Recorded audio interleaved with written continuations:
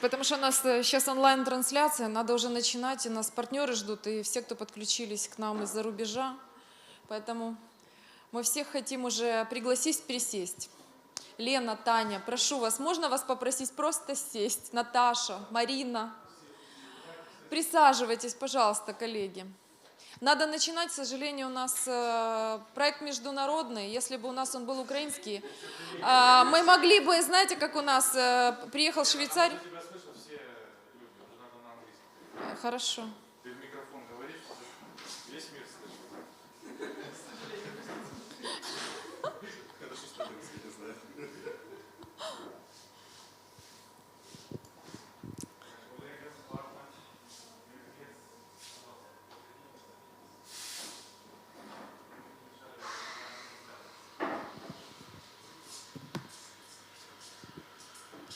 We have to start, okay?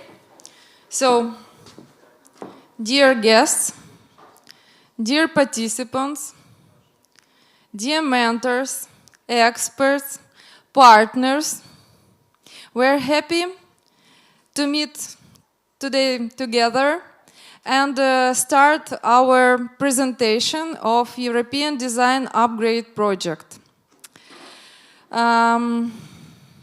Let me tell a couple of words about this project for those who are not familiar very deep with what we're doing.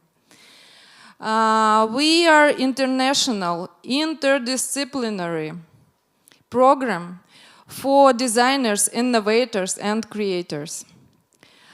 We worked in a consortium of 3 countries, Ukraine, Belgium, and Finland. From Ukraine, we are represented by 2 organizations, K.Fund and Go Local. Actually, I'm Elena Dobrorodneva. I'm a vice president of K.Fund. And Go Local is represented by Igor Komendo and his strong, reliable, and very creative team. Belgium partner is organization Brussels Creative, and this organization is represented by Alain Heureux. Alain is one of founders of this organization, and what they are doing, they gather all creative institutions in Brussels and help them cooperate. Very strong, very interesting team. And Alain will moderate today the second part of our meeting, our actually talk in the frame of DDV, where we invited a lot of partners from different countries we learned from. And Finland is represented by Kari Mikkelä. Kari, hello. I hope you're here. And Kari will talk after me. Kari is the founder of Urban Mill. Urban Mill is a creative hub supporting initiatives of young designers, young businessmen, young creative teams, and they are fully involved in cooperation between different disciplines. And also we would like to thank to our donors, Creative Europe and the Ukrainian Cultural Foundation, who supported our project. We are small actually project, but strong. And we believe that our goals with Creative Europe and with Ukrainian Cultural Foundation are the same in this project, and we empower each other essentially. And you know, when we started actually to plan how to deliver this project in 2020, we met with a range of problems, and you know, this situation in February, March was quite difficult, and There was a discussion whether we should start the project and deliver it in a condition of pandemic, or we have to postpone it. And finally, in our consortium, thank you to our partners, we decided to deliver this project this year, and it was a very strong challenge. Let me tell a couple of words about the flow of the project. As you know, we selected our participants in May, June. In June, July, we had a very nice lectorium from experts from 3 countries, Ukraine, Belgium, and Finland. It lasted maybe 1 month and a half. And at the end of this lectorium, we had a pitching day where all our participants presented their ideas. The best ideas were selected for participation in hackathons. About hackathons, Kari and Mikkelä will tell more. Then we had period of prototyping, and finally we are here in Dutch Design Week. It was our dream, it was our target, and we are happy to present the best works of our winners in this exhibition. So with this, I have to pass word to Kari, and he will continue introduction into hackathon. And Kari will facilitate the first part of our meeting, presentations of our finalists.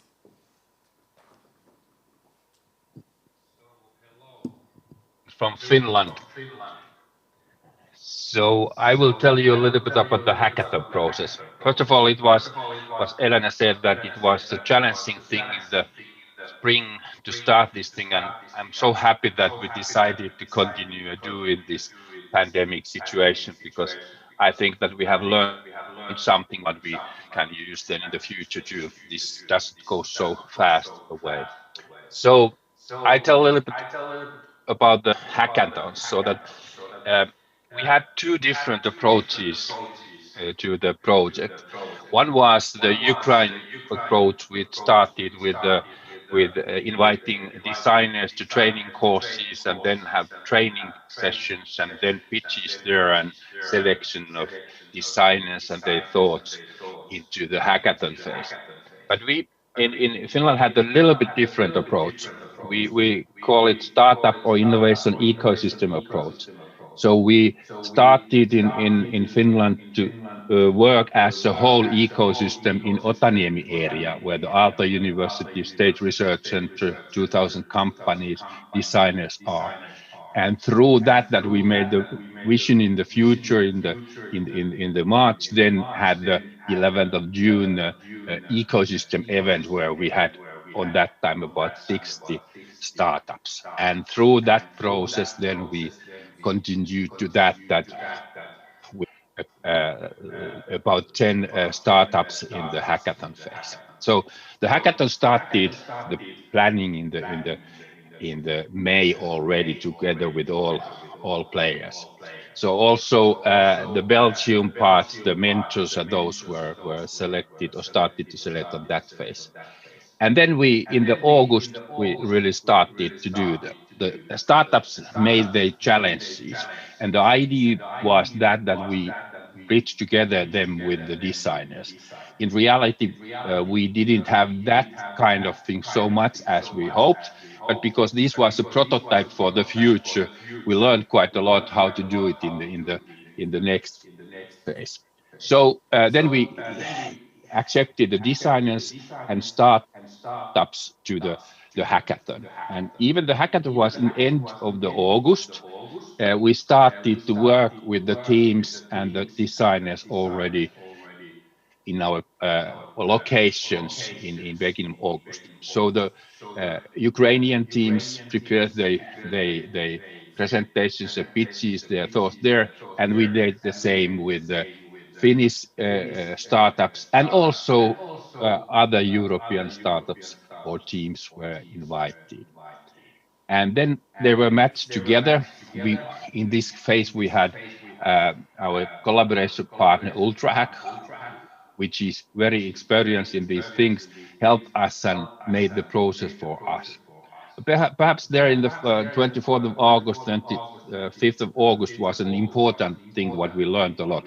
We had this meet the mentors stage where the mentors and the teams met. And I think that was already before the hack, and that was perhaps one of the most, impressing discussion dialogues that we had when we had over 20 different mentors from different countries and teams from different countries together having dialogue. And there we understood first time what the teams were doing. Then it was the hackathon weekend, quite heavily. Actually, it was over 50 hours work during that weekend. And from there, we came to that we had 7 winners. And now we are on the Dutch Design Week. But it was not silent between this hackathon phase and this weekend. So that on that time, the winning teams and the others were working with the mentors and support by the platform, so that we have a little bit more than what was presented in August. And after that, this doesn't stop. And now I put the word next to Alain, because we are planning through this process to learn to train and prototype things so that the whole model could be scaled in the future. So that next year we some way continue these activities, hacks and training courses, and bring the same concept to other countries. Alain, could you continue from here and tell what is coming up? For sure. Thank you, Kari. Thank you, Elena, for the welcome and the introduction. I hope you hear me properly. Welcome to this Digital Dutch Design Week, very unusual, like all the year 2020. And indeed, what we thought for the entire EduGrade program was to use Dutch Design Week as a next milestone. But what is important is that it's not the end of the journey. It is just one other step in the journey that we try to offer to creative people, designers, but also to the teams that have heavily contributed and worked. And by the way, congratulations to all of them. So it's another step in the journey, because EduGrade shouldn't stop today. It should be the beginning of the next step in the journey. And where it ends, I think nobody can predict. Predicting the future has become very delicate in 2020, as we are all challenged by the COVID going up and down and having an impact on our business life, but private life as well. So neither Kari, neither Elena or myself would be able to predict how the next months will evolve, but the intention is certainly to continue to help the teams, to help the creative people in scaling up the projects that they have by connecting them further with the different regions, or maybe some other regions will join the program, because we think that EduGrade, with the experience that we had in 2020, has a real potential to continue its life and to become hopefully a sustainable initiative, because we have been operating in a hybrid modus where we do a lot of local activities with our local communities, but we connect them through the different digital platforms, and it seems to work. We miss, of course, sometimes the human interactions that we can have in an offline modus, and the ability to meet colleagues from other regions in the world. But I think we have shown that a hybrid approach can work, and maybe in 2021 we can expand that hybrid operational modus to other regions in the world. So let's see if that can become a sustainable effect. For today, we thought that it might be interesting for some of the teams to be already connected with some potential partners that can help them internationally to start that scaling of their operations and to continue to upgrade their skills and their connections. So we invited in an Edu talk that will start at 11:30 Brussels time, 12:30 Kiev and Espoo time, but you know the program. We have invited some 7 experienced panel guests, experienced in what? Experienced in design, but on the broad aspect, I think, because design we shouldn't look at it on a restrictive way. We should look to design as something that can help us to reinvent our world tomorrow as well. And let's use design on a holistic way so that it's not narrowed down to reinvent a product or a service, but I think we can use it on a much broader perspective. So you will discover, you will be connected during the panel with 7 guest speakers that are representing several organizations from different regions of Europe, and we will have somebody from Poland with Eva Völkel representing Concordia Design and some other activities. We will have people from Finland, we will have people based in Brussels, but representing European organizations. We will have people from the Netherlands, Baltan Laboratories with Lorenzo, who will also try to bring us their perspective. Maybe they can join us and help us to expand and scale, or maybe they will have some interesting thoughts about the role of design. We talk about radical design. We talk about cross-boundary collaborations, not only multidisciplinary, but multiculturally, and see how we can cross borders and disciplines thanks to this hybrid collaboration. So that will be my intervention in some 2 hours time from now. And I hope that we will continue to help you and inspire the different teams. So I'm passing back the mic to, I guess, Kari, that will be facilitating the presentations from the different projects. So I guess it's over back to you, Kari. But thanks everybody for being there, and look forward to have your questions also showing up during the panel discussion. Thank you. So thank you, Alain. Yes, now I think in the most important part, when we see the different projects, how they have progressed after the hackathon weekend. So the concept is shortly that each team has 5 minutes, maximum 5 minutes, 4 to 5 minutes to present. And then I have a few questions about the case and what you have learned. How did the EDU help you to do that? Was there some challenges? What were positive and negative, and about your hopes for the future? So that's the concept.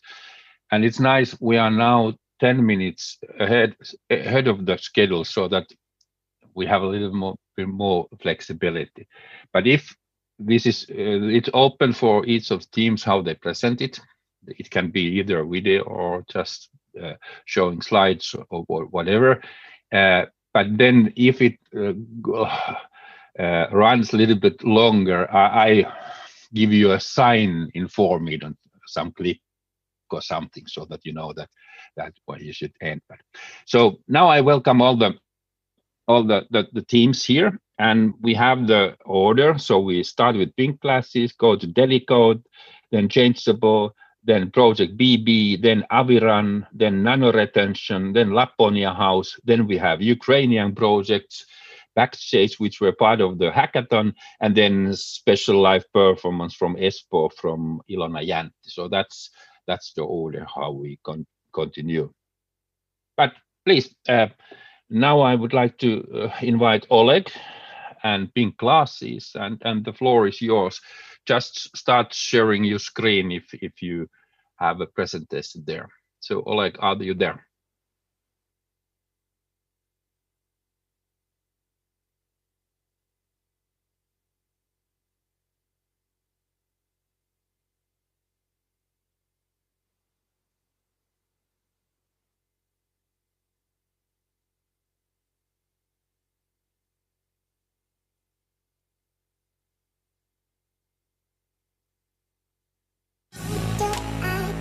My name is Oleg Billy, and I am a graphic designer and visual communication specialist. I came to graphic design from childhood with wooden toys, space travels with my grandfather, and from the high voltage industry as my first job. And now I am the art director of White Studio Design. We develop UX and UI design, packaging, identity for companies and territories. My team and I have already developed the brand books for 7 cities in Ukraine. My social posters were shortlisted at Zero Corruption and WWF Biennale. Going deeper into the branding of territories, I realized how important the ecological state of these territories, social problems and people's consequences are. Not all people understand the importance of such basic concepts as waste sorting, social relationships and other concepts that shape the brand of the territory. Everyday life draws us into the web. We don't have any time and desire to think about global. We wear pink glasses and continue to live in abstraction. What can I do as a graphic designer? Create a social poster to highlight social issues with hidden problems. Pink Glasses is a philosophical project of new media communication that allows you to remove these pink glasses.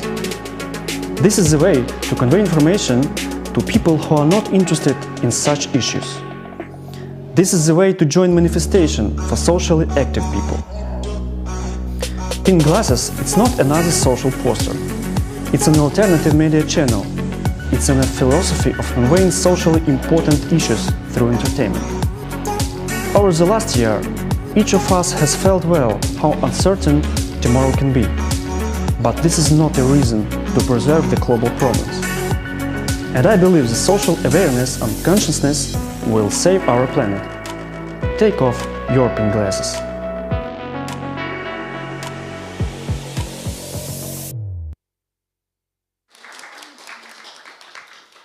Hello, people.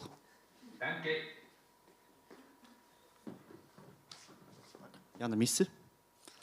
So, hello everybody. My name is Oleg. My surname is Billy.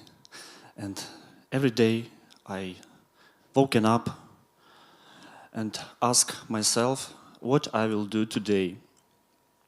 I will do in washroom and wash my hands, face. I will eat my breakfast. And what next? I will do and I will go to the most important thing in my life. It's I will go to my work and doing my job. But for what? For earn money. What next? Okay, I have money. I will buy some food. I will buy some clothes. And I ask myself, is this my life for consumption or for I live for a life? How about no? And I think, and I thought, how I can improve my life and everything what around me, surround me. Each of us, every day also thinks the same, I hope. There is no word later. We can call our parents later. We can plant some tree later. And we don't mind about something global. Everything is later. But how about now and here? And what I decided? I thought I can create some poster and came here, but you are busy. And I think you have not time to visit some biennale. In result of this, I print this social poster on my clothes, on my sweatshirt. And this is not direct message. It's just forest and deer. But if you want to see some hidden message on this sweatshirt, you have to take off your pink glasses. So thank you. And I hope you will see my exhibition here in this corner.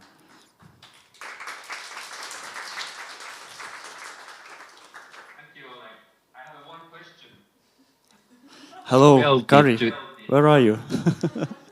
Yeah, I don't know if you see me, but I have one question about yeah. how did you feel that you can improve this your dreams together with others in this edu program? Was there some help for you? You know, I hope, and I feel I became some better in result of this education, because I started to think about something global, and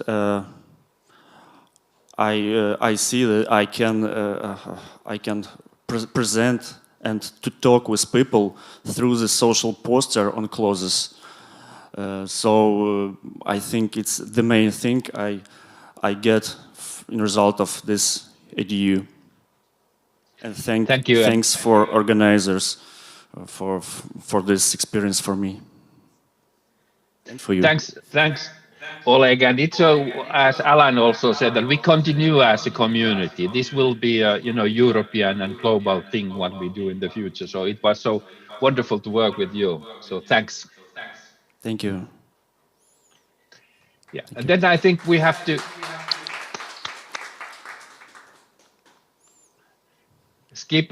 go further then, and we take the next thing from the Zoom.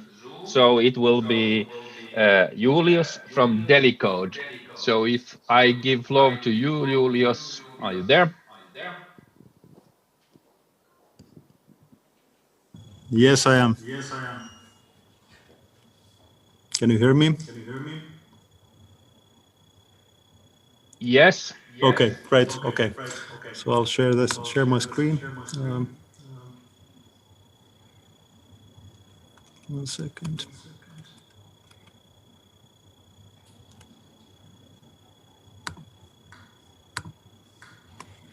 Okay, so hi, my name is Julius Tuomisto. I'm the CEO and founder of a company called Delicode. We are based in Espoo, at Urban Mill, actually here in Espoo, in Finland. We develop something called Signals. Signals is a kind of a solution for anonymous people counting and tracking. And we developed this solution essentially for retail, or we originally developed this solution for the retail sector, but since the coronavirus kind of hit our customers, we then realized that there might be also a market for our know-how in other markets as well. So basically, what is Signals? Signals is from its heart, it's kind of a people counting solution, anonymous, totally GDPR, works with GDPR. So we anonymize the information on the device. So your face is never sent to some cloud in who knows what country, but we basically just count numbers of how people use space and how people move in space. Now, of course, the typical use case for our solution is for example, in retail would be to understand at what times do people come into the store, and then you can kind of optimize your stuffing to fit those requirements. Now, of course, came spring 2020, everything kind of changed also for us, as we provide a technological solution for retail. So, of course, most, especially expert stores, closed in the spring of 2020, also here in Finland. So let's say half of our customers basically closed the doors. We had to then kind of go to the drawing board and figure out what to do now. So then we realized that we have a technology that fits the needs of many of our customers, but also fits the needs of, for example, public services and so forth. So we have the capability to understand how many people are within a set space at any given time. So of course we realized that this is a kind of a vital part of keeping people safe. So social distancing is a known factor to. It's maybe the best working solution for keeping.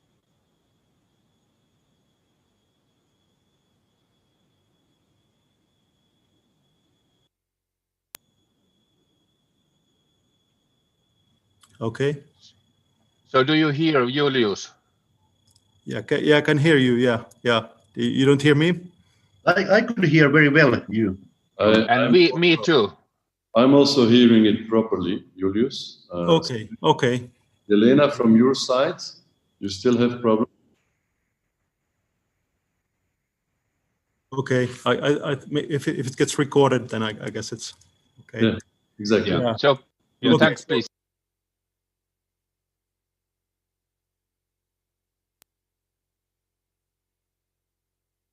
In keeping people safe, we went on to we went forward to with the development of something called we call the risk estimator. So this is the basically real-time occupancy management of a space, and we developed a solution that fits well with our existing portfolio for this solution. But then so basically what we do is we put our technology into the entrances of different spaces. They can be public spaces. It could be a museum. It could be a showroom.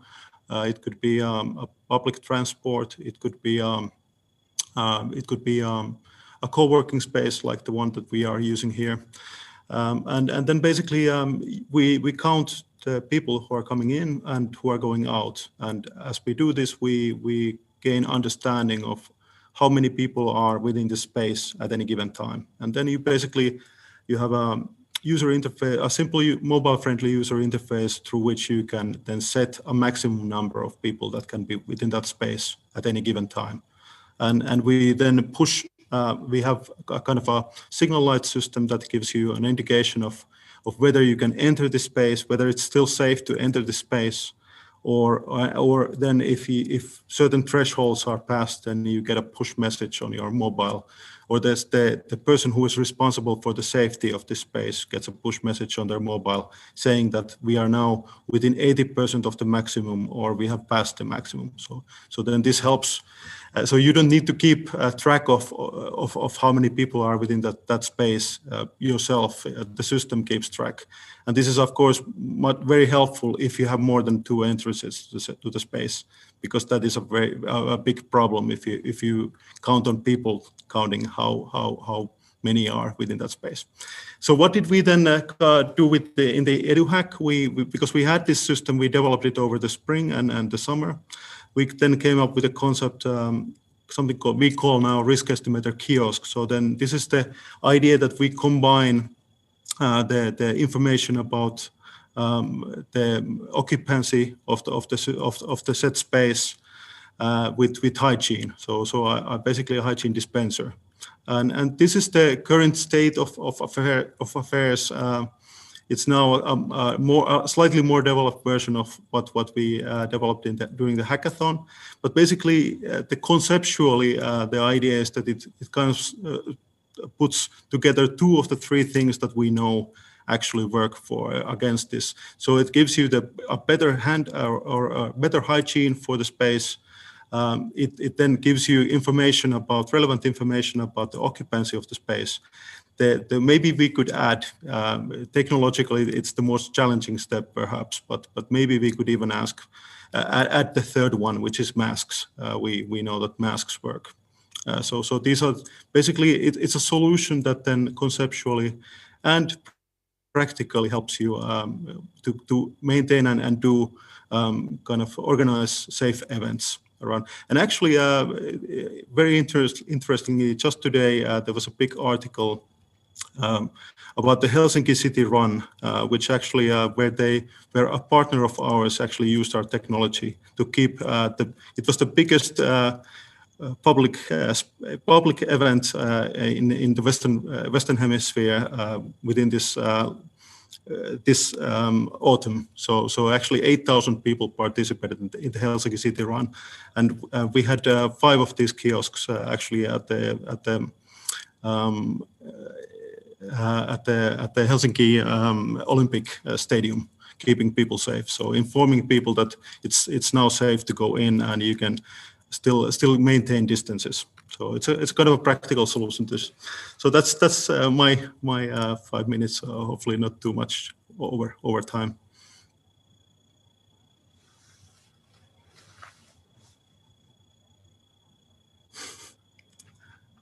Thank you. So if anybody has any questions, or if you're in any case, if you're interested of how to, I mean, this solution kind of maybe enables us, is a little part of the solution to maybe enable, for example, Dutch Design Week in the future to kind of happen physically. So it's I think solutions like these are going to be a part of and kind of to be able to pull up when needed a solution like this out of your pocket, then I think that it could be a future factor in helping us get to a kind of a more normal being. Thanks, Julius. Yeah, thanks. So that I have a small question. I know that you prototype it also in September during the PDP Gala. What did you learn from that when you had these few hundred people using it? Shortly. Yeah, so of course we one of the main things was that we got proof that okay, it works. So people actually did stop. So the idea of the dispenser is also that as people stop in front of the kiosk, then they have that extra second or two to kind of read the information. So it works as a practical reminder of that we are living in very special times. So that was kind of maybe the conceptual idea behind it, and it actually by observing those people who then the a little over 150 people that took part in that gala, then it really seemed to work. So people actually took that time to read that information. So that was maybe the key thing for us as we're moving forward with this from a concept to an actual solution and actual product. So thank you, Julius. Yeah. Once again, and now we have to go further. We go to Changeable and Olga. It's wonderful to see you again. We have been talking after the hackathon many times. So Olga, please, floor is yours.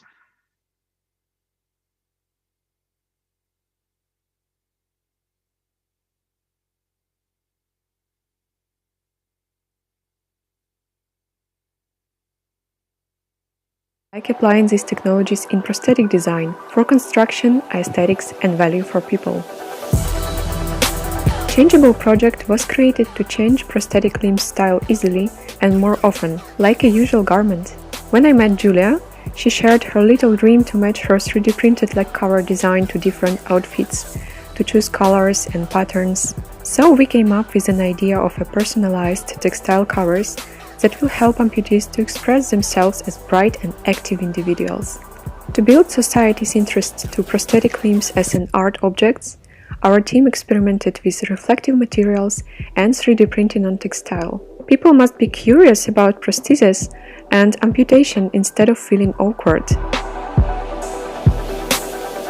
Our textile covers collection was co-created with designers and illustrators to draw more attention to this accessory.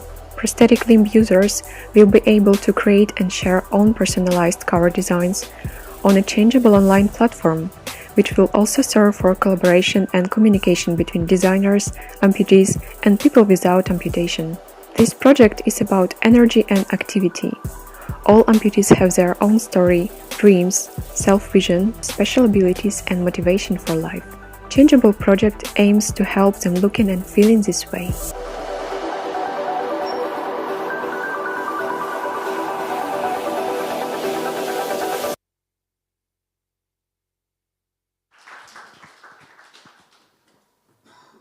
Hello everyone. I think the video illustrates well my project and its purpose and what was done by now.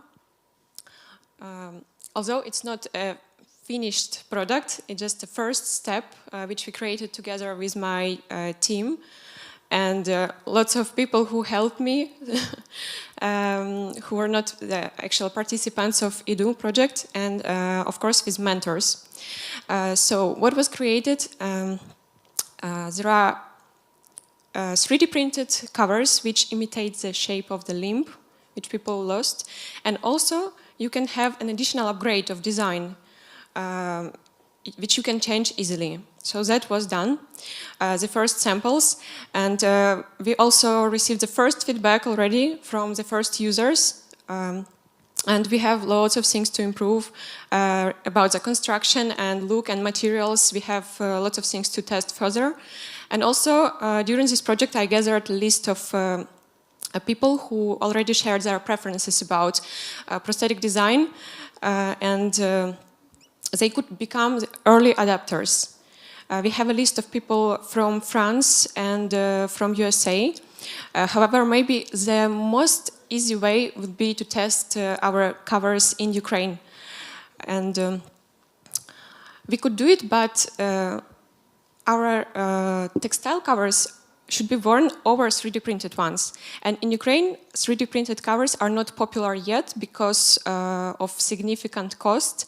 And I expected to solve this problem so quickly, but it really needs more time. And within this project, the first prototypes are very basic and they also need to be improved.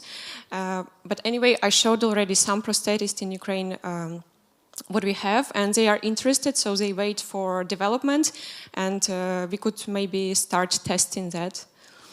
And also many people ask me why I do it and why people are so attracted to this project often, because you saw we had a collaboration with designers and illustrators. They created their own designs, and some of them were not implemented, but anyway, visualizations are great.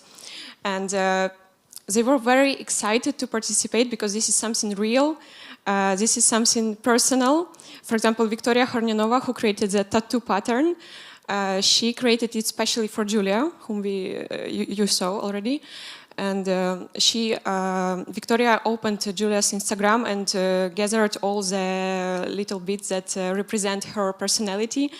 So she created a special pattern for that. And this project is meant to be very personal, exactly like it happened. Thank you.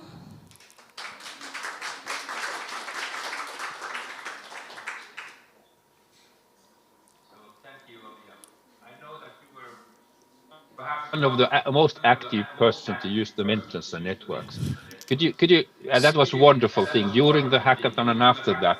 Can you share some of your thoughts about that? What it means when there are people around the Europe and which are available for you, and what did you get from that? First of all, thank you, Kari, because you helped me like probably the most. But yeah, this starting from hackathon, this atmosphere was very helpful because I never participated in one project with so many people in collaboration and with so many different kinds of view and different kinds of expertise. And you actually suggested me to try to collaborate with Invalidi Saltio, and Finnish organization that cares about amputees. And some people also suggest me to collaborate or with one or another organization. So it just this project and all the collaboration and comments and mentorship, it helped to feel what can be really done after. And I think this is the most important thing because, okay, today we finish the program, but later we have to develop a plan. So it's just the first step, and thank you for that. So thank you. I think that we all are available still after this event, so that the life goes on and we know each other. So thanks, Olga. Thank you.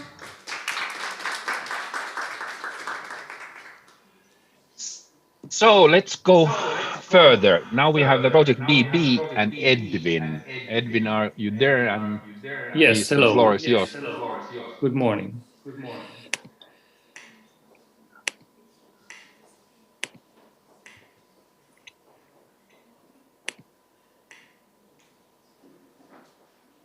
So Good morning. My name is Edwin Bos, and together with my partner in crime, Martijn Lukaert, we started project Beachbot, which is a human-robot interaction project to increase awareness around littering.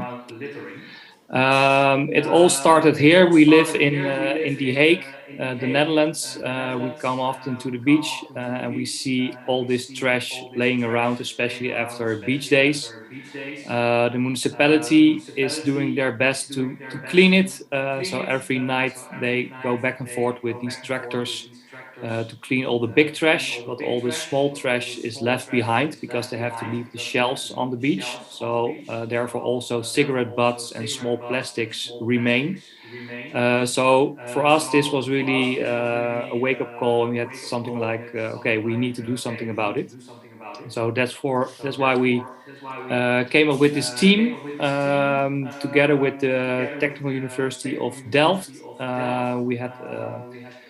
We brought in several people, engineers, user experience designers, electrical engineers, product developers, and together we came up with an idea for a robot that could help to clean the beach. But to start off, I have a little clip for you to give you some more information.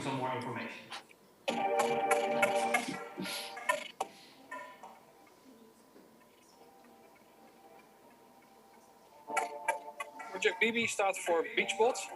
Die kan helpen om meer bewustwording te creëren rond het probleem van zwerfafval op het strand.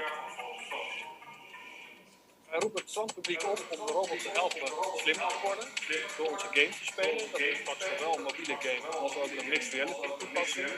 En door eigenlijk meer focus te geven aan de robot, aan het algoritme, wordt het algoritme getraind op die manier dat meer soorten afval sneller herkend wordt. En dat werkt op een manier waarbij je dit kan detecteren, vervolgens oprapen en meenemen.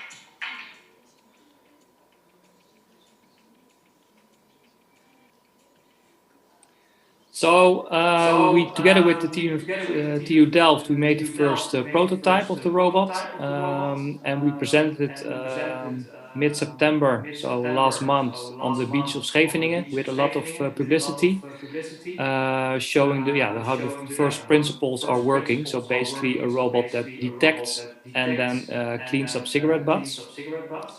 But the next step is to make the robot smarter, and that's where the public comes in. So the robot uses detection to see, okay, what kind of trash is on the beach and if it can pick it up. But for now, the algorithm is only trained for cigarette butts. So we need to train this algorithm, and we want to do that together with people. So we're doing a few things, and one of the things is that we are creating a game, and the game is an app and also in the end a mixed reality game where people can help to annotate images of litter and then also label it. We were eager to bring this also to mixed reality. We just entered the program of Deutsche Telekom, where we are going to develop the game further to bring it to these glasses. These are glasses of a company called Unreal. And Unreal is making, it's like sunglasses shape, but actually when you look through it, you can still see the beach, but then with a digital frame in front of you.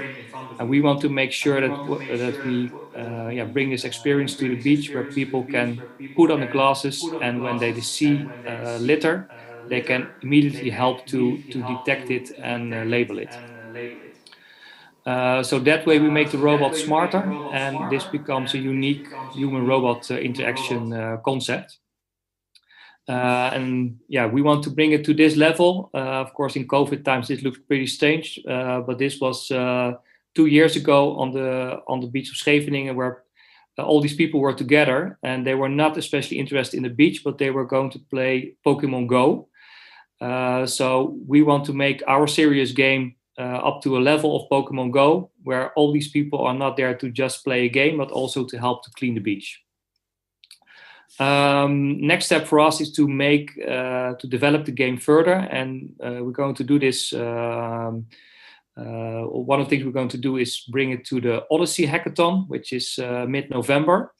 We are there with a team to further develop the game and bring it to the next level.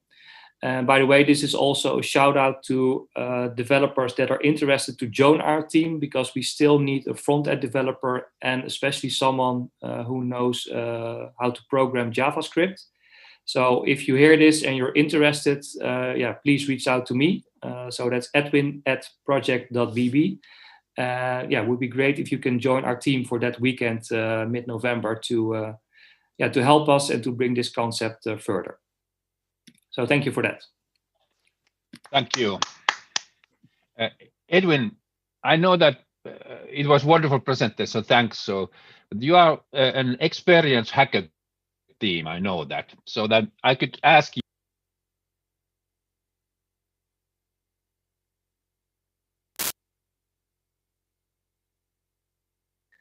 Yeah, I think so.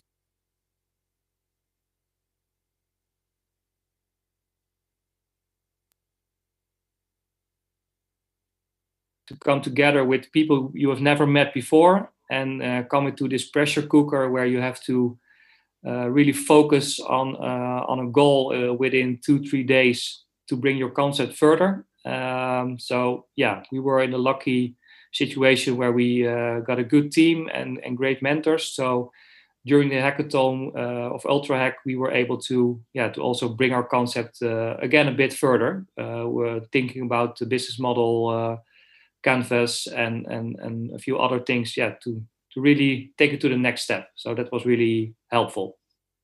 And for us, we are just a startup with this project, and our budget is low, so we need these types of hackathons, to bring in the help of others and to involve them, make them excited, and together bring it further.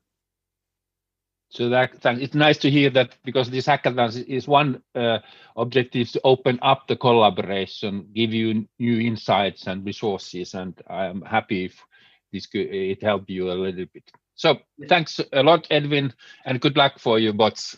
Thank you. And then let's go further. We have now Aka from Aviran team. I give the floor to you. Hello. Can you hear me? I guess so. Yes. Okay, so we're going to start. Okay, now I'm going to share my screen.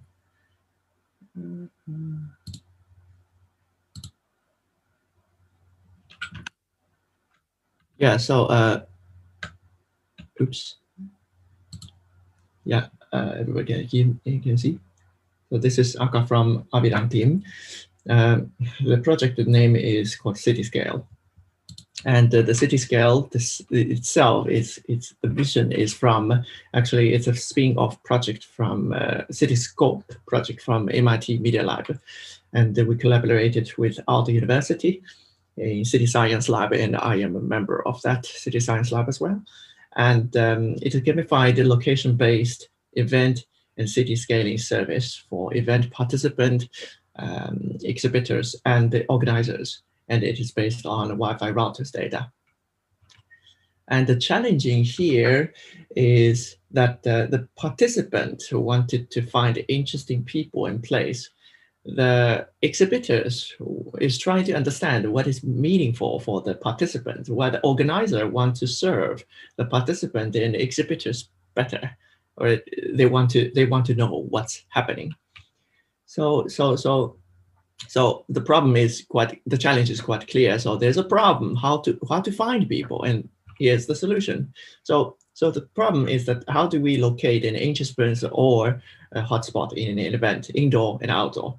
The solution is that we track down people's location and visualize them, and visualize the people flow, not individual people, but people flow, to give more depth information for the event.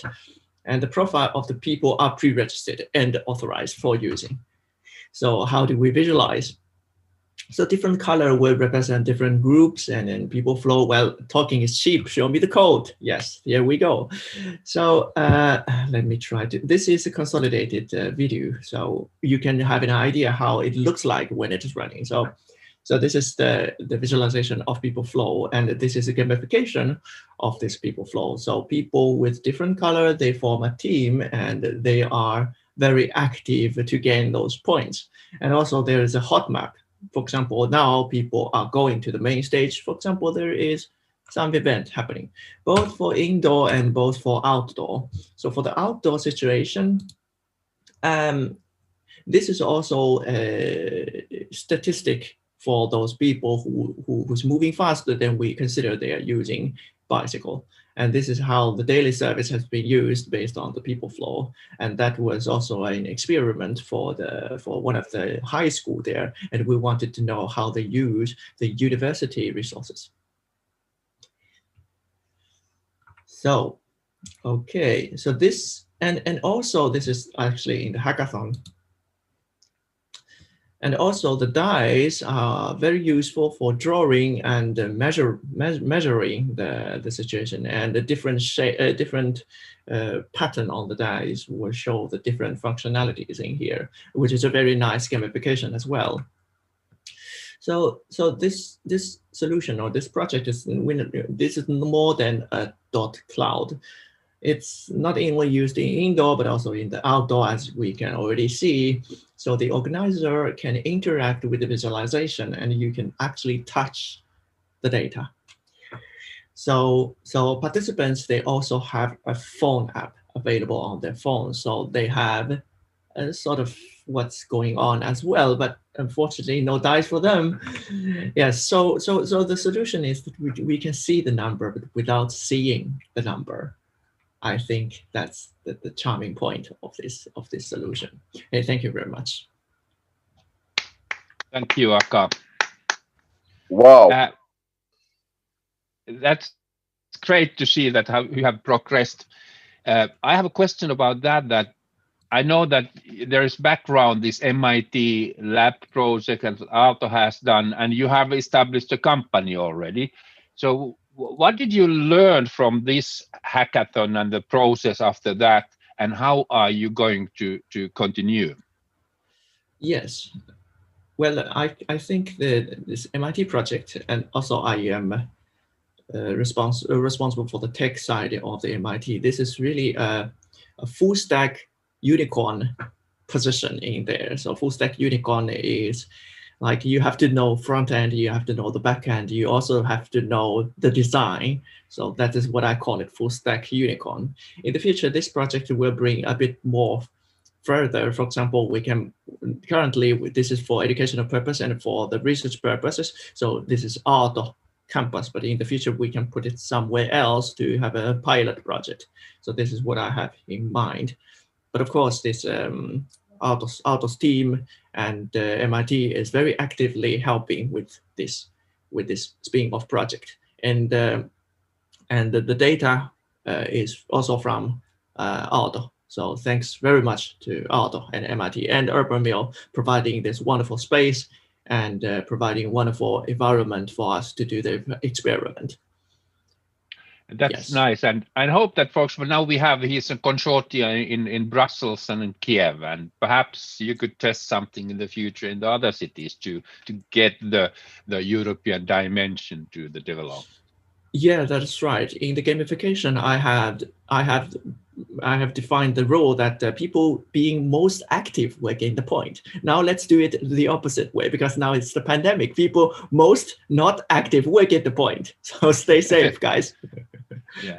So thank you, Aka, once again. Thank you very much. And then we go further. The next thing is nano retention, and it's Katerina. So please, the floor is yours.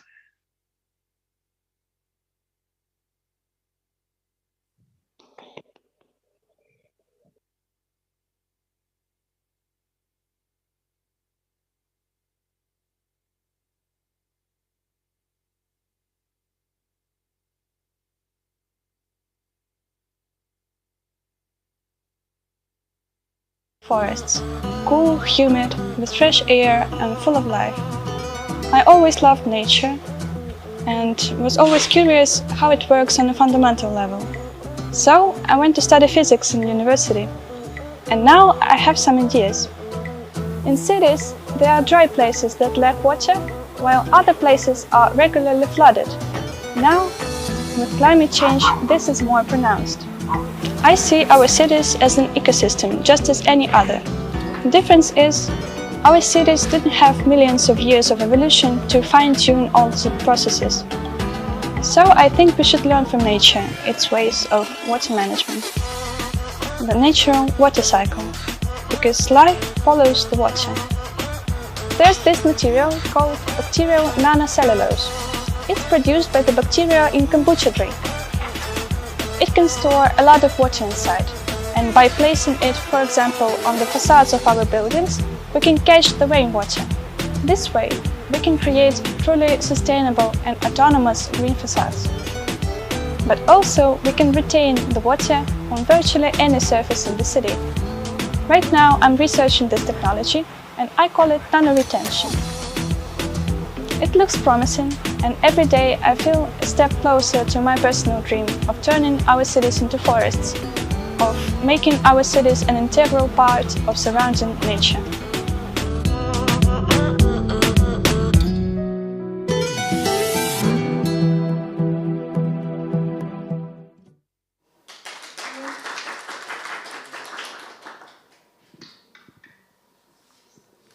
Hello, everyone.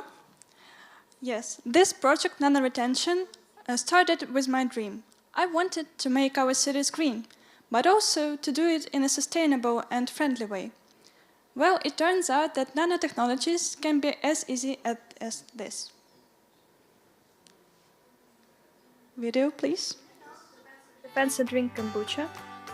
It's made by an army of bacteria. They build a powerful cellulose shield to protect their work from disturbance. But when the kombucha is ready, the shield becomes unnecessary. Not so fast, because nanocellulose has astonishing superpowers. At this point, 98% of it is water. It's a natural sponge that easily absorbs, holds, and gives away the water. It can stay dry up to a week and then recover completely. The water inside can be used, for example, to grow moss. Just a 2 meter square of moss can clean the air just as good as a giant poplar tree. And moss can grow anywhere using modest amounts of water. Together, they form a natural air cleaning station. Nanocellulose delivers rainwater to the moss, which then filters and humidifies the air. It's basically a mini ecosystem. We call it nano-retention. It is even more effective when sheets of nanocellulose with moss are shaped like a pine cone. This construction, inspired by nature, can collect the most rainwater using less space. There are lots of ways to implement this technology, like an autonomous green facade or self-watering flower pot or an air-cleaning art object. We at Nano-Retention believe this technology can change the future. But for this, we need your help. We are looking for researchers from all around the world to improve it.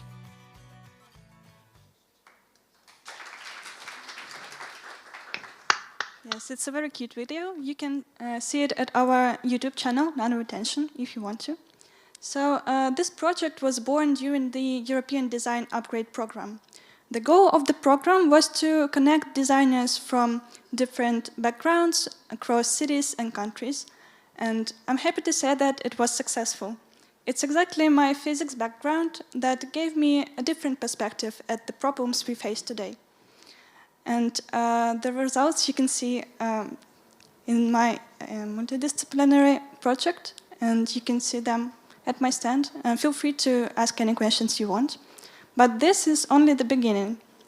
We've had a lot of positive feedback from the professional community, and it motivates me to develop this project into a working product in the future years. And so I'm very grateful to all the mentors, to all the teammates and partners and friends that I met during this program. And yeah, it was a very great experience. Thank you to all of you.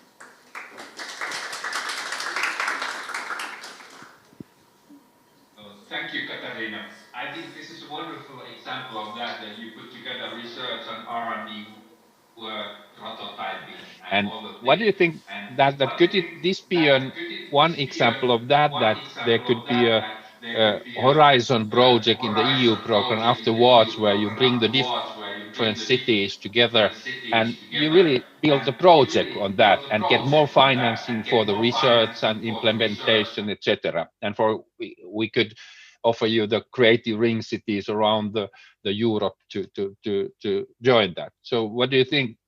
Could that be one step in the longer run? Yeah, it's actually exactly what I'm thinking to do in the future, something like that. And I'll look into that information. So I think it's the best way to develop this project in the future, like some grants and international programs. Yeah, so that's wonderful. Thanks for you. And then we continue. So the next is Laponia House from Finland, and Petteri is online. Petteri, the floor is yours. Okay, thank you, Kari.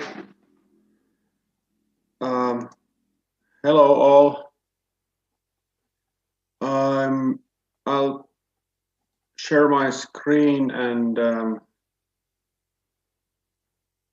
if I know how. Can you see this? Yes, it's coming. Yes, I hope you can. Okay, so Laponia House. Yeah, now it's there. Okay. So Laponia House makes log houses, thermal log houses, and for this Dutch Design Week and hackathon, we selected modular thermal log houses, which are turnkey, smaller, ready homes, which can be moved if needed. For instance, in the summertime, it could be on a lakeside or seaside, and in the winter in a skiing resort, for instance. And I'll show you a video of ready. Hang on. Oh my God. Here. Of an installation of a prototype we made.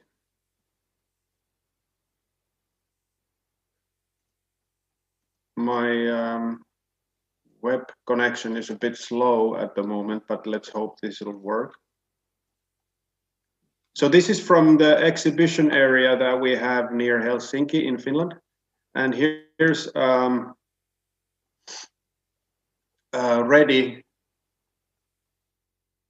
23 square meter module being installed. This is also, if it won't run, you can find it from our Dutch Design Week page. Let's see if it will work. Okay, so yeah, it's being brought to the site, and the installation took about an hour. It was actually very, very easy. There's a few things we still need to look into relating to lifting the modules to make it safe and stable, even though this worked quite well, but that's a point for further investigation.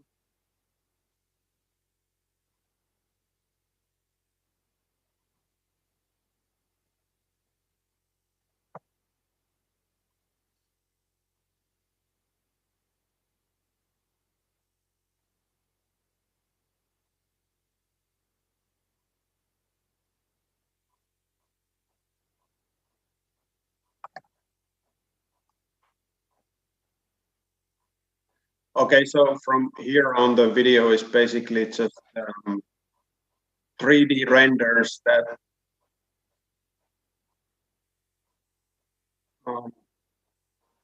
I've already shown in hackathon video. So yeah, how do I stop the screen sharing? It's the red bottom in the up. Yeah.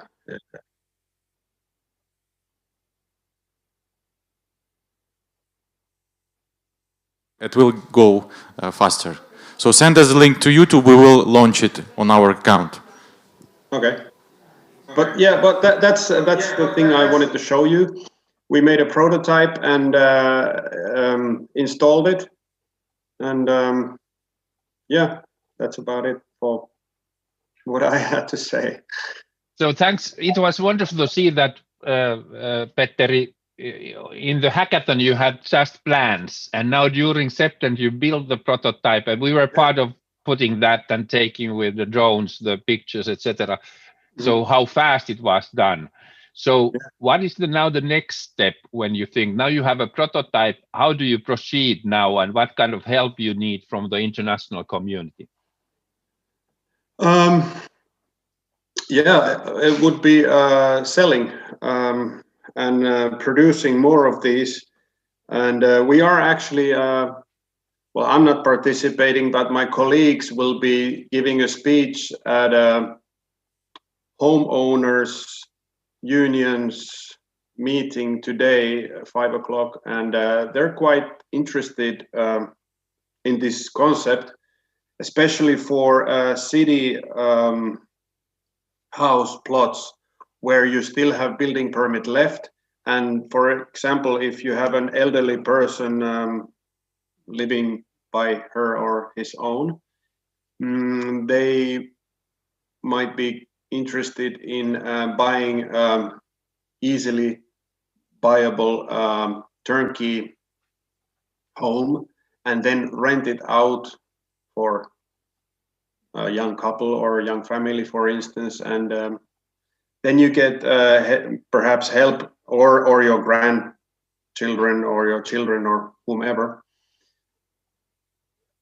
But anyway, so like we are making progress with this, and for the international connections and community, well, we're very open and welcoming all possible new connections that are available via this channel. Yeah, thank you. And we are continuing with you the thing with the campus area to test it there next year. Perhaps in the next Dutch Design Week there is something about that, if there are plenty of those things there. So thank you, Petteri, okay, thank once again. Thank you.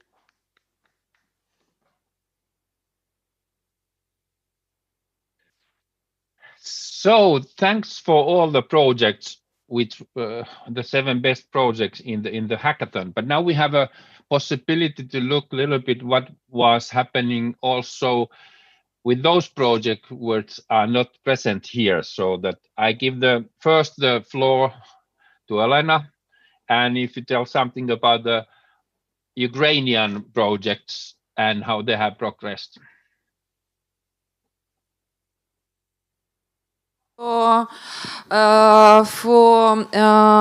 facilitating this part, very interesting presentation of our winners, and we have very good feedbacks from our colleagues and experts from Eindhoven about our project presentation. So let me pass you congratulations, all of you.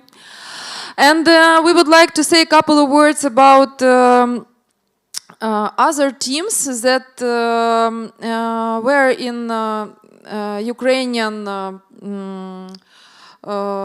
Ukrainian part.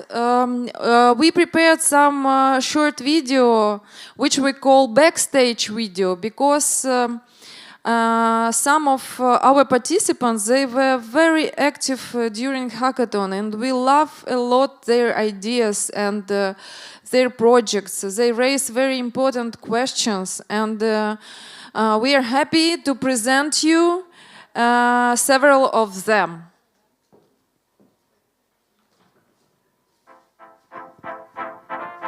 Hello, my name is Elena and I'm architect and designer. Hello, my name is Dasha and I'm a graphic designer with some interest in urbanism and maybe architecture. It's a project about prefab housing. It's mass housing in Ukraine. Mostly 80% of built housing were built in 70s and 90s with serial projects. So you can find the same house in every district of Kiev or small town or in big cities. It's all the same. We established our project called Syria, and what we're trying to find beauty and love in this prefab housing and somehow to show this beauty to others.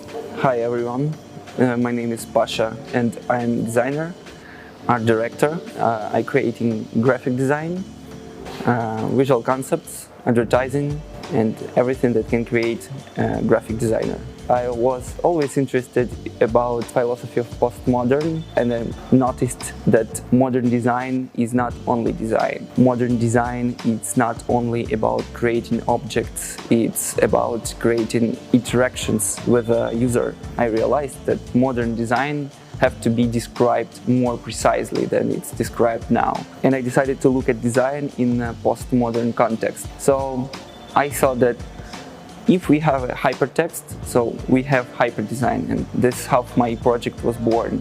My first research about hyperdesign was creating poster based on the interface of Instagram. Finally, I had a poster which is obvious border between hyperreality and reality, between hyperdesign and real design. I think that it will be not only my research, not only my exploration, and I'm inviting whole design society to explore what is hyper design, make their own actions about this phenomenon.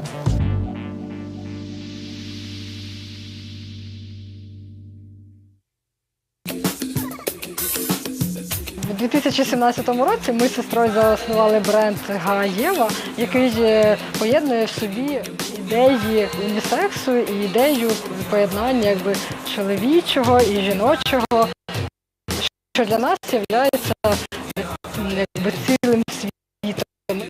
Починали ми взагалі з такої форми живописної, яка складається з 9 частин, і при зміні цих форм формує собою інше зображення. Це нас наштовхнуло на таку думку, як мутація мистецтва. Ми не розділяємо людей на якісь гендерні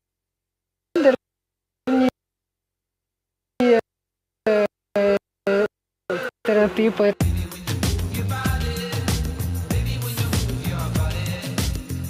Людина, в першу чергу, це якесь таке повне замкнене коло, вона незалежно від свого гендеру може займатися будь-якою діяльністю, і тому саме від цього у нас і виникли ці ідеї змінювати людину всередині завдяки мистецькій клітині, яка змінює середовище навколо себе. І це теж було поштовхом до створення чогось нового, тому що помилки – найбільше джерело еволюції, і саме в цьому всьому ми і знайшли. Those of our backstage participants, please go ahead. Elena, Dasha, Pavel. You will have a couple of questions. You have to stay here, closer to the cross. Okay. Хорошо. Kari, do you hear us? Ask us something, please. So, how has been the life after the hackathon? Is there still some connection between the other teams too? And what do you think that how we should proceed as a community? We all were there in the training session and in our local ecosystem things. Now we are together. What do you think about the future? Can you repeat first question? because first part of your first question wasn't heard. I just that this program, EDU program, brought us all together, and we have been working together and experience together. What do you think we should do in the future with all the community, not only the 7 winners, but the whole community of people who were part of this? We were happy to be in this program, so I think we should continue to work together, some collaborate, some in some way, but okay.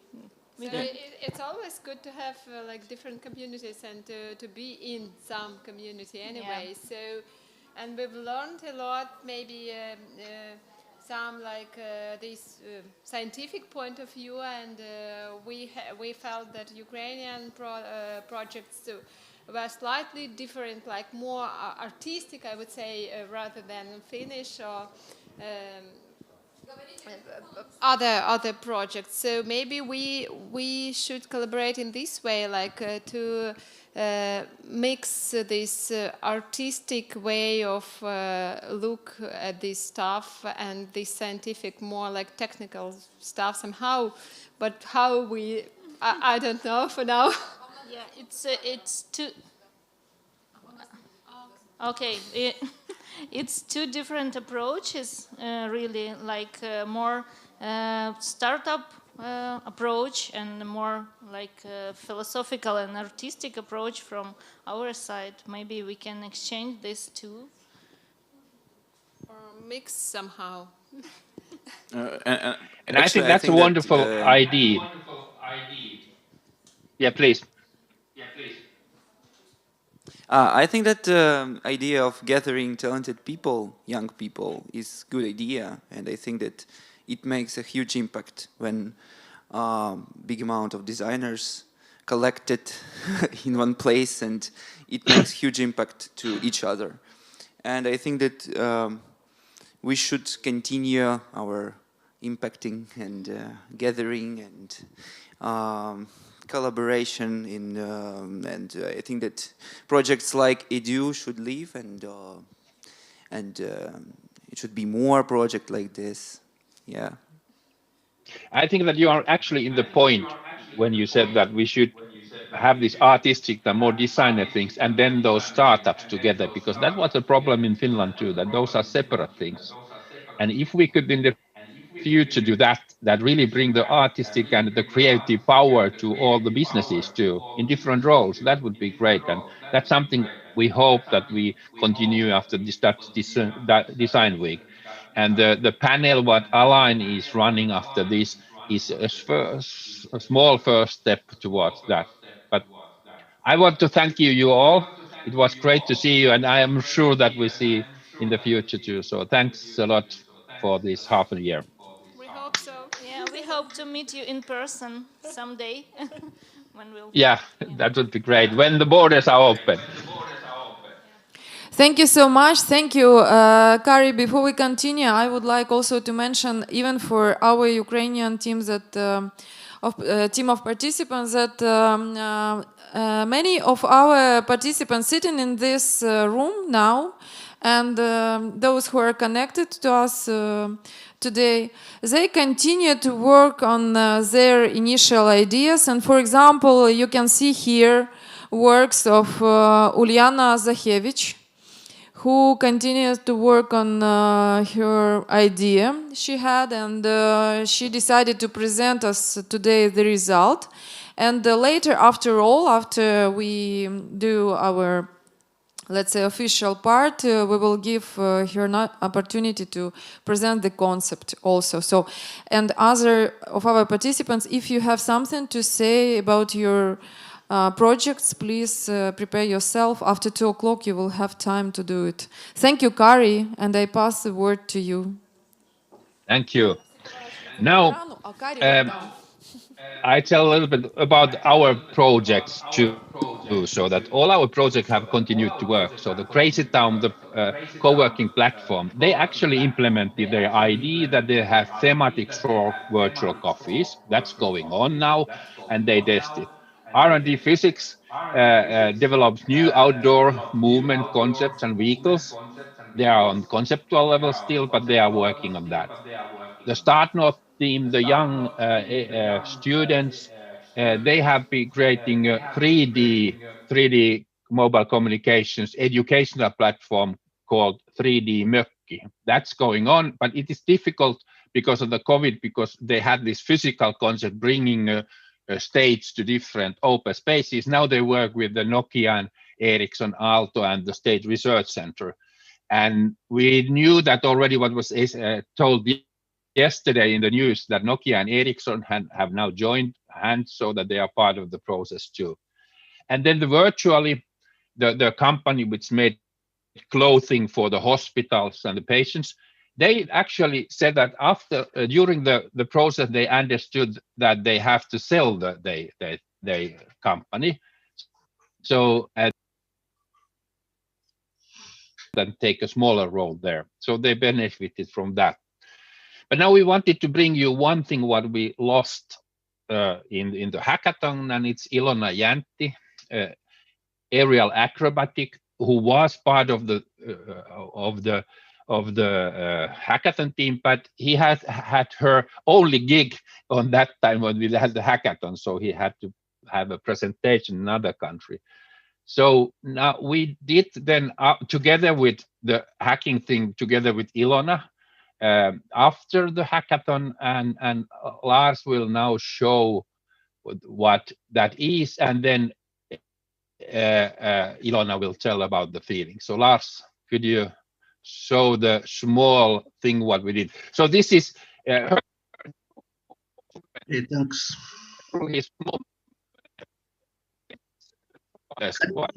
Can you see it now?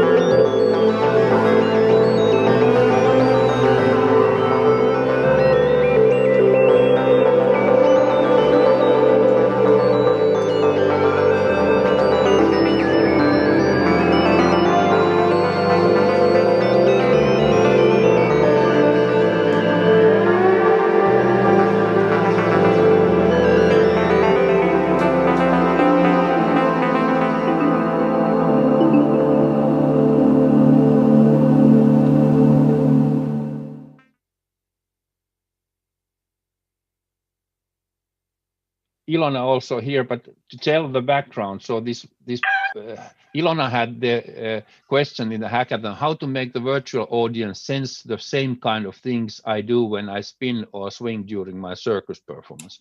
And this configuration was Ilona performing, and then we had 5 sensors from Suunto company in legs and hands and in heart, then iPhone, and then the sensor app in the iPhone and the synthesizer, and then some movement. So Ilona, if you're there, could you share a little bit about that? How do you feel that, and what did you get out of that? And could you express yourself? Yeah, I think using those sensors was really interesting because I had to do, first of all, I had to do things a bit differently. I use my feet so much, and then we just realized that when I climb on a rope or whatever, I just flick them out. So then I used this office chair that we have so many of here in Obermill anyway, so I could actually kind of sit more and it was more dancey than actually acrobatic, but I could concentrate on small details much more. And it's just really interesting beginning for this. I enjoy spinning so much, but then when I do actually more circusy acrobatic act, then you obviously concentrate on very different things. And now using these sensors, I also realized like some things that visually work, they don't work at all sound-wise. So then you kind of have to just think differently. And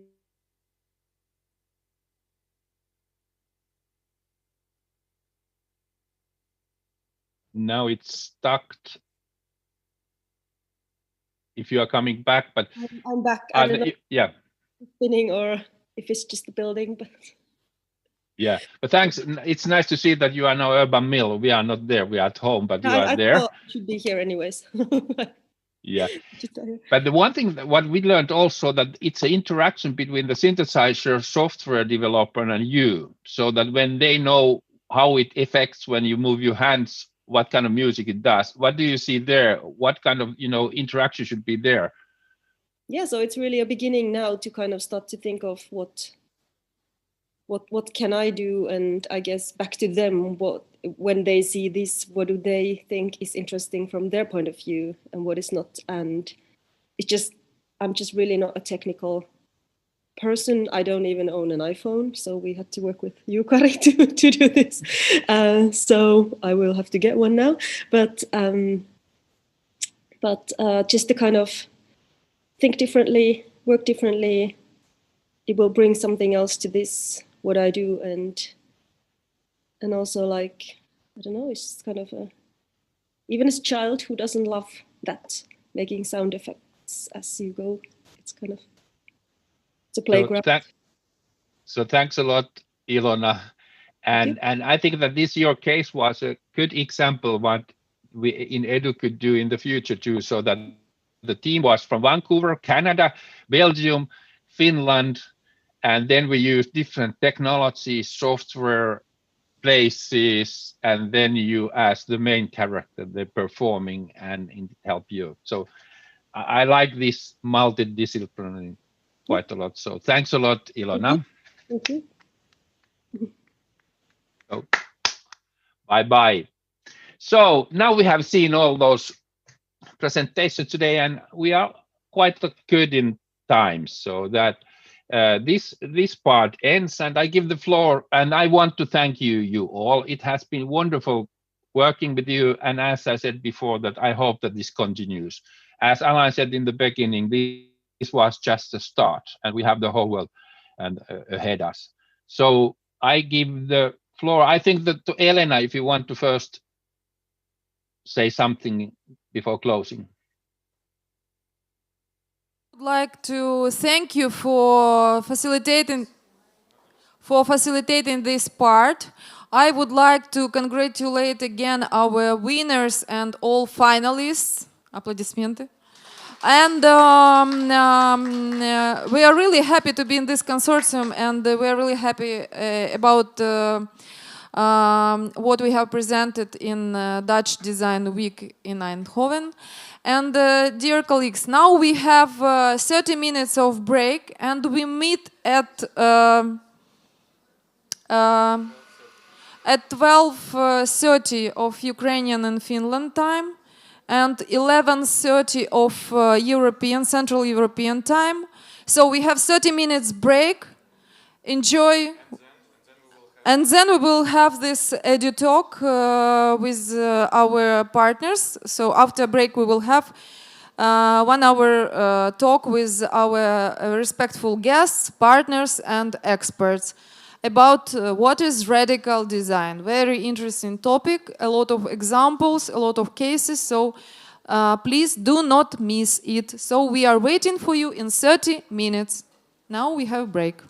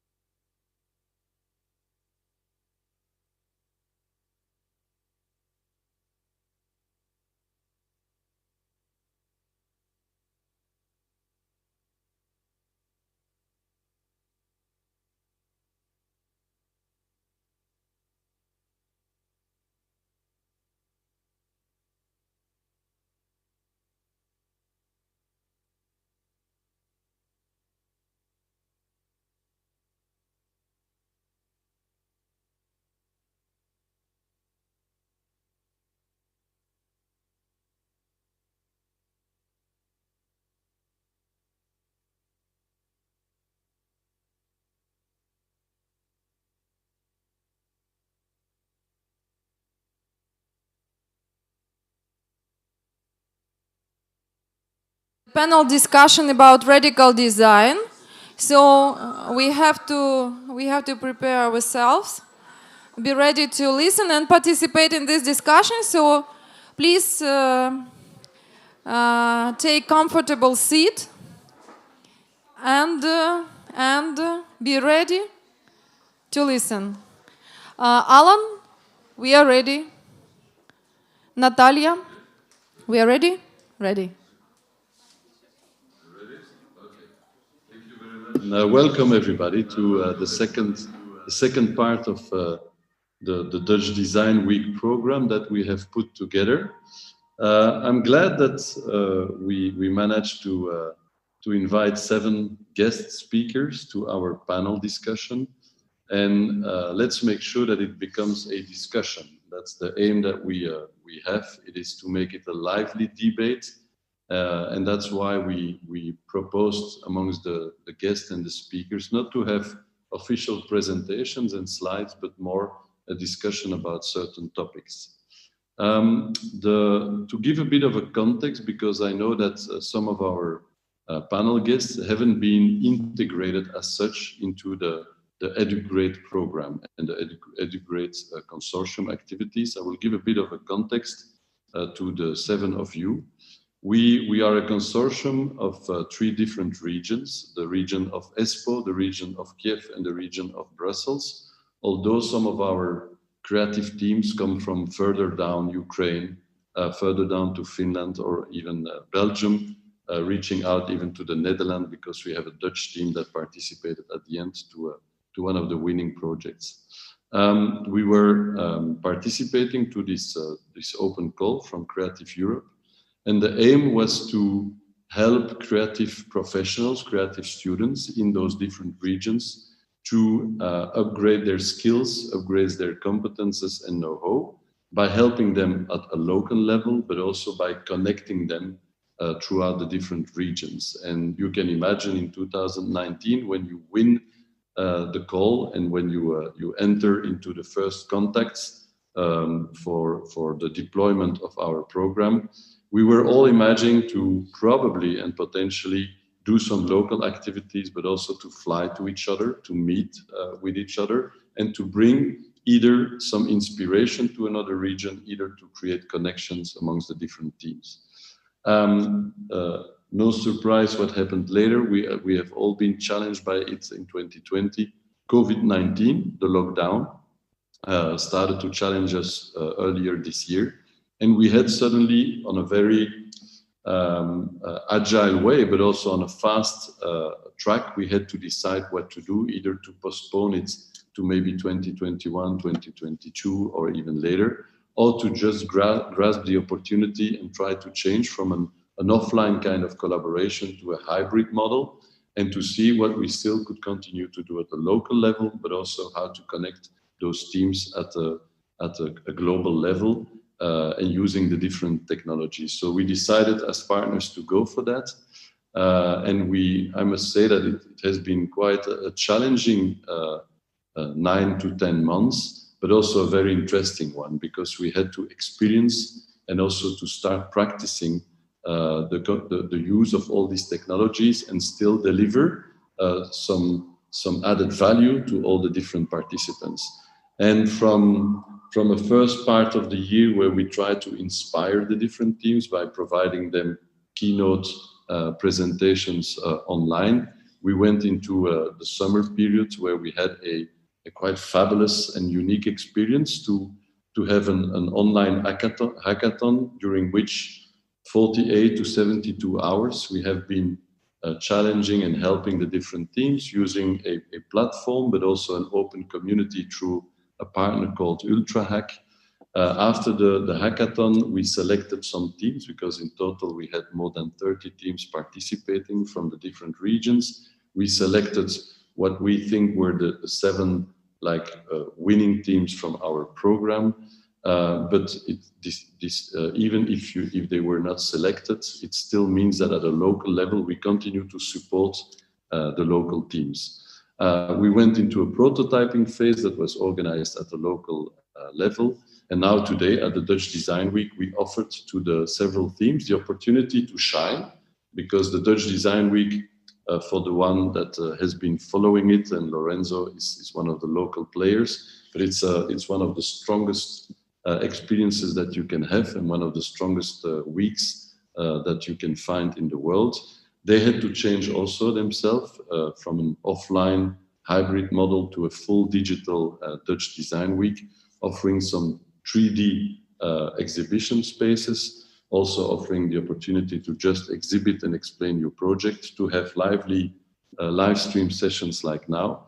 So that was like the next step that we had to organize and to try to imagine.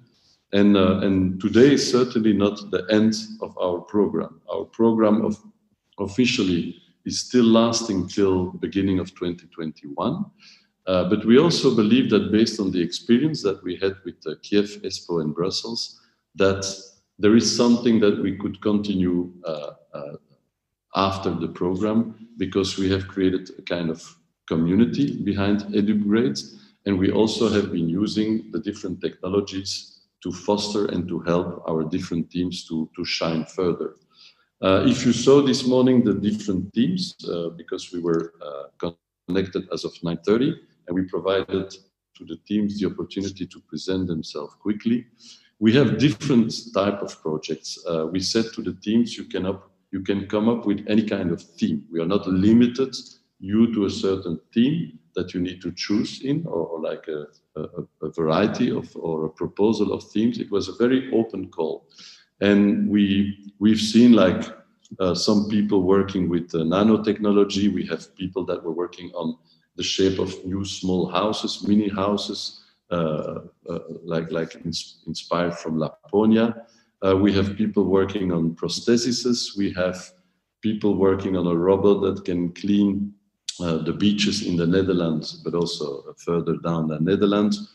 Somebody creating a new type of media, the pink glasses that help us to look differently to challenges that we are facing, etc., etc. You see that the projects that were coming up came from very, very different perspectives, and I wouldn't say that they were like all bringing back similarities in what they were presenting. So that's the context in which you are now. Why did we invite you? Because you are professionals in I would say, I would not limit it to design. I think you are part of the ecosystem of the design world. You're coming from different countries. Somebody is from Poland, somebody is from Belgium. And we wanted, on one hand, have a bit of your insights and your feedback on what is happening today in the industry, in the creative industry in which you operate every day. And we also wanted to know if many people are writing these days, they're writing some papers about the radicality of what we have to do. So we talk about radical design. I was even listening earlier this week from somebody from Philips. He was talking about radical empathy.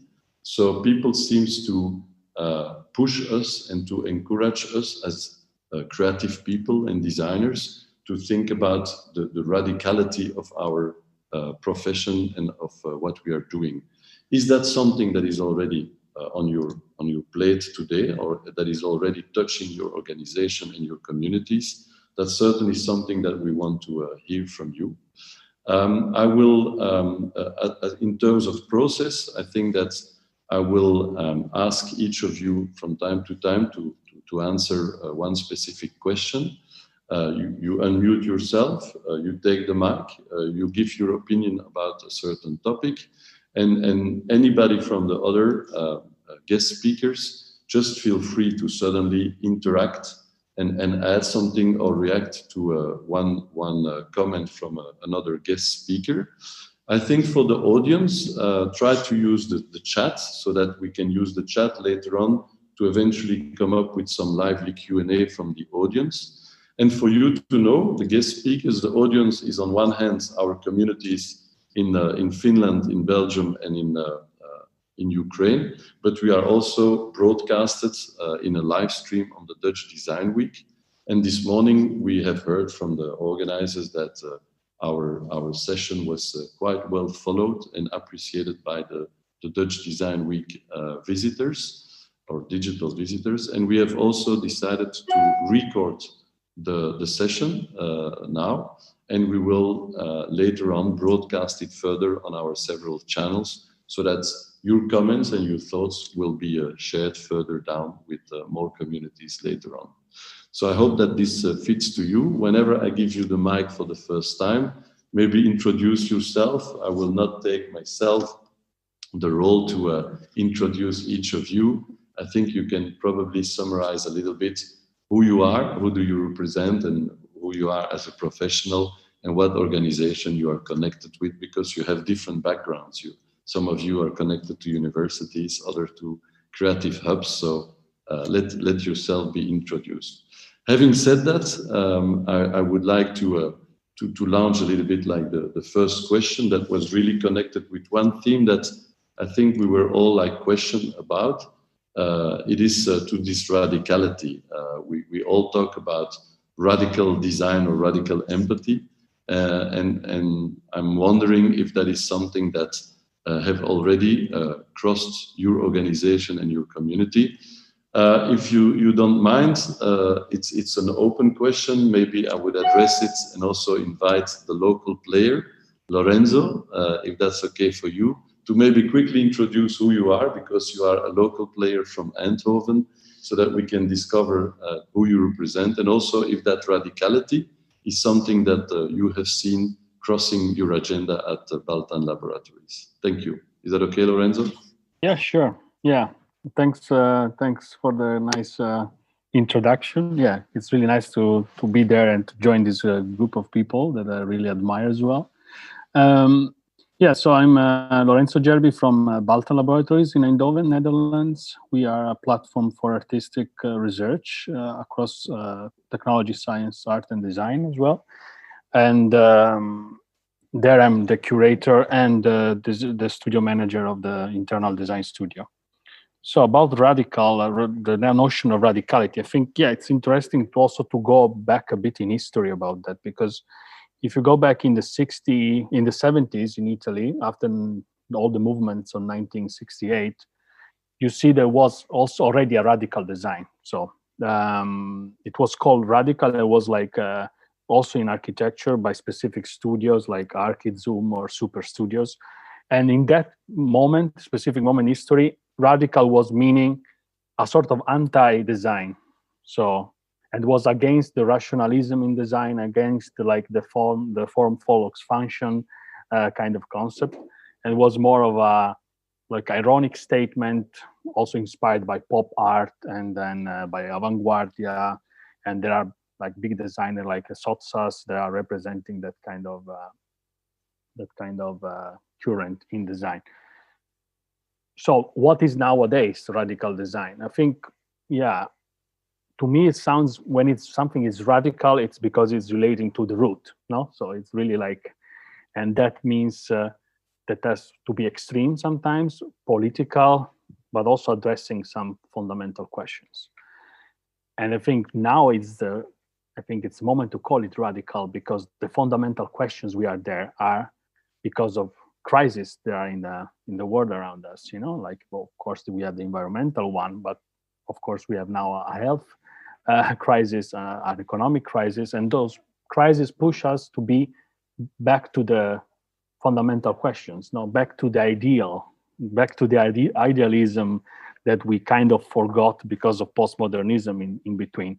So to me, that's about it. It should be something that it's questioning the fundamental question of our societies, and it's addressing them in a very strong way, in a way that we cannot be left indifferent. So we have to take a position with it.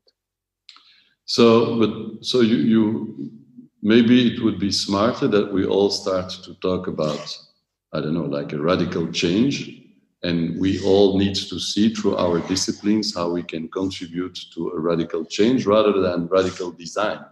Because maybe the word radical shouldn't be associated with design, but more on the holistic level to the change that we need to to develop for our society. Or I don't know what others are thinking about, like maybe Christoph or Dasha, to just jump on some of you. Dasha, you want to jump on this?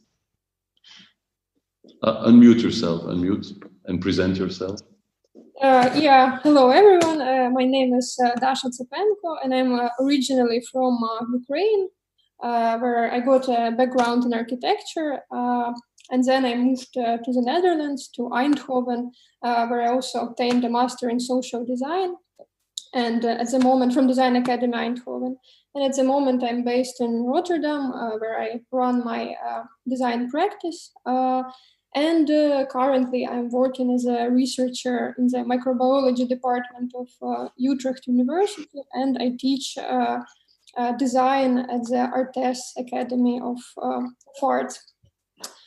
Yeah, I guess, yeah, it's a hard topic about the radical design, and I agree with you, Alain, that I think if we talk about radical, it makes sense not only to talk about design, but to talk in general, because design also covers a lot of questions. And yeah, somehow I also wanted to, it was nice that Lorenzo started from this 60s, from the history of radical design and architecture, where the main intention was basically to break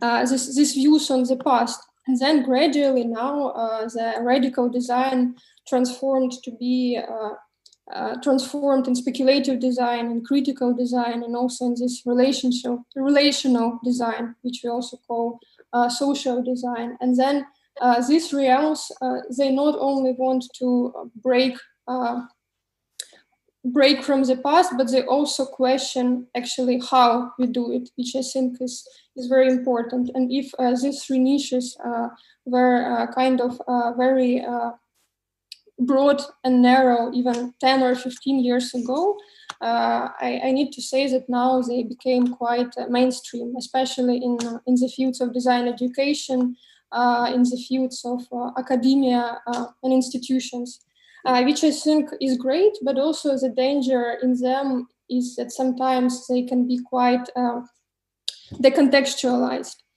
and we need to do something with it. So I think at the moment, in my personal opinion, radicalness, the new radicality is interconnectivity. And, we as humans need to really realize our role within the environment, and really not only know and not only understand, but also become somehow aware of we as humans are connected to other species, and we need to find ways to live with it. So basically somehow jump from this ego approach to the eco approach. And we do it, it's quite a trendy topic, so it's also quite dangerous, and we do it a lot, but the main challenge for us now is to somehow experience it for ourselves, and yeah, to find means how to do it.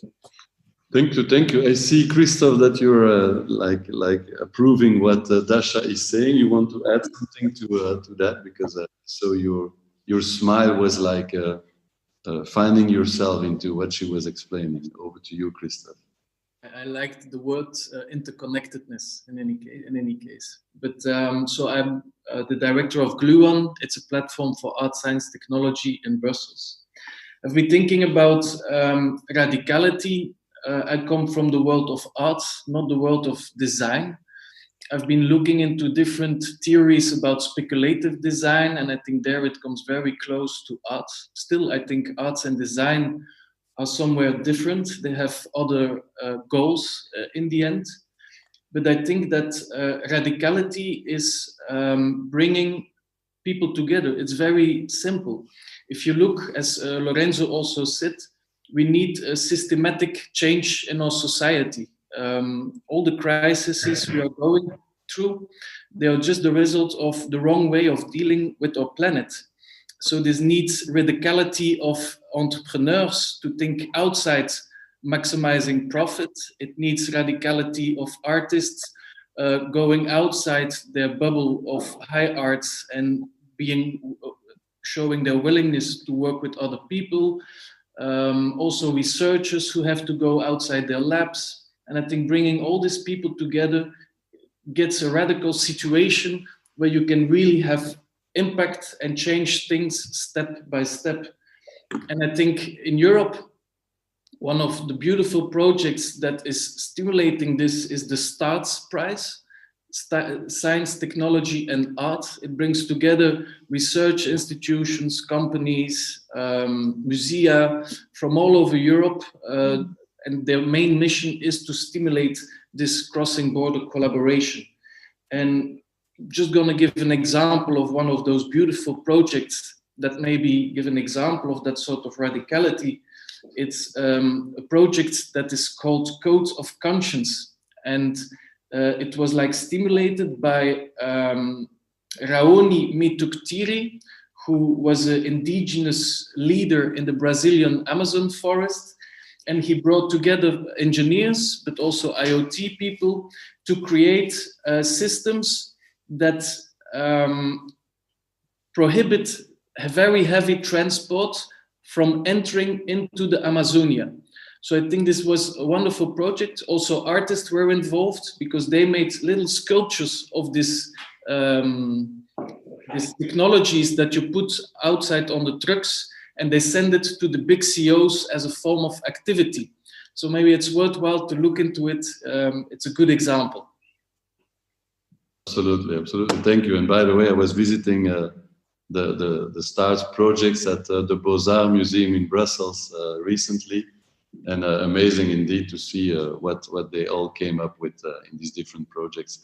I know that this kind of challenging thoughts about radicality, but also about our profession, who we are, what do we need to bring to the society, is often also like crossing your own mind, Eva. So what do you think about what Christoph, Dasha and Lorenzo have been saying? So over to you.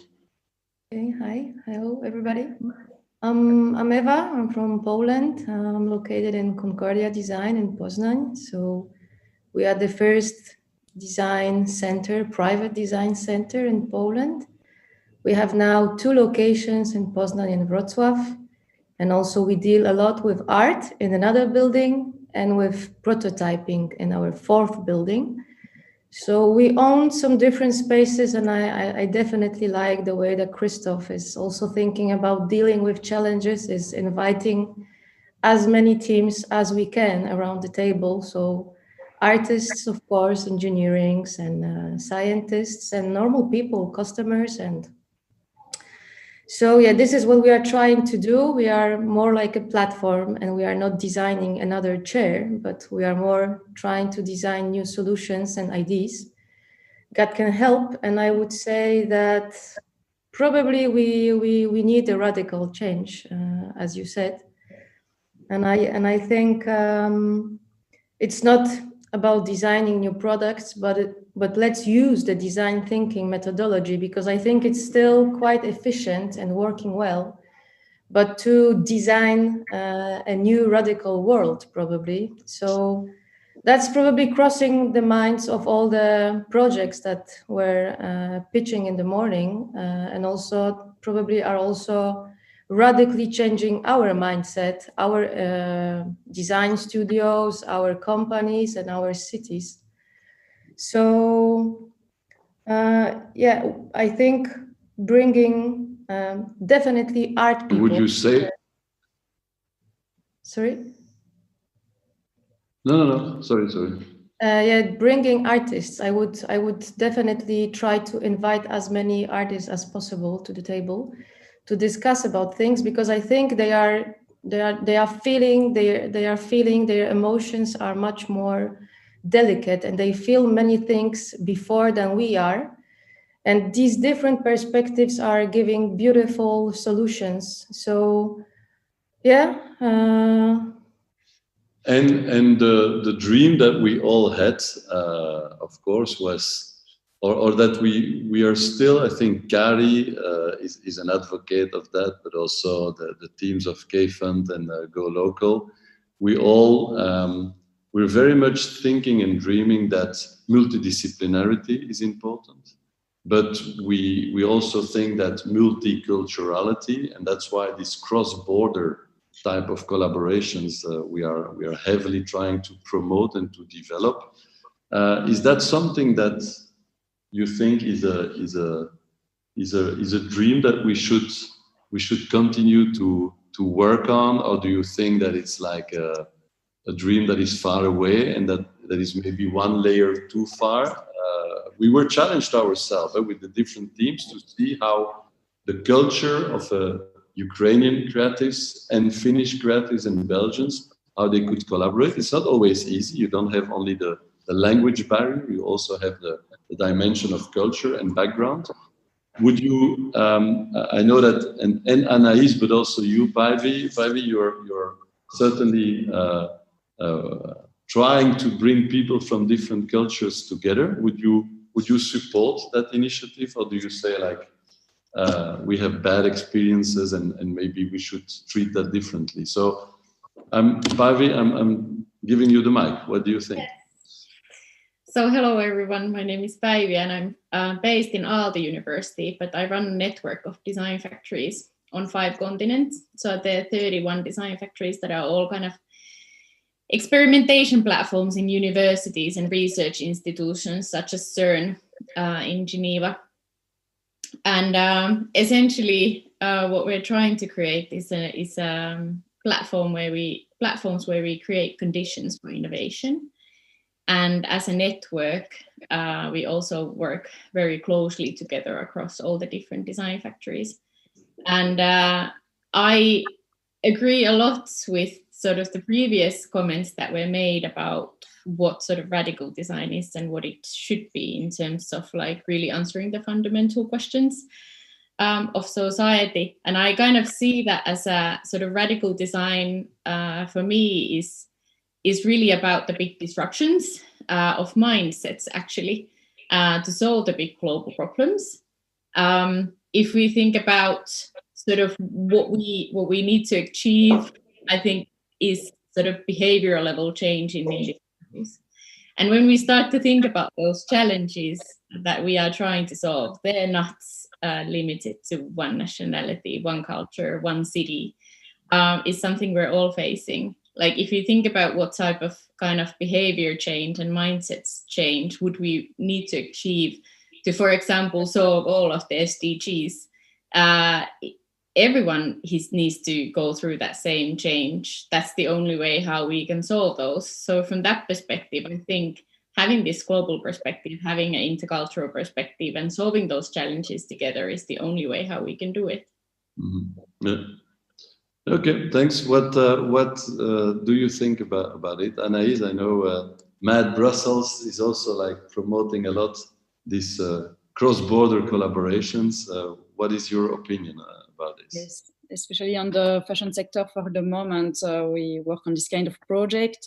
So MAD is based in Brussels, as you said, and we are the Center for Fashion and Design. We help the designer to develop their activities in a different way, more innovative way. And I take this opportunity also to invite you to discover the exhibition we're presenting at the Design Week, Transition and Ongoing Operation on Change.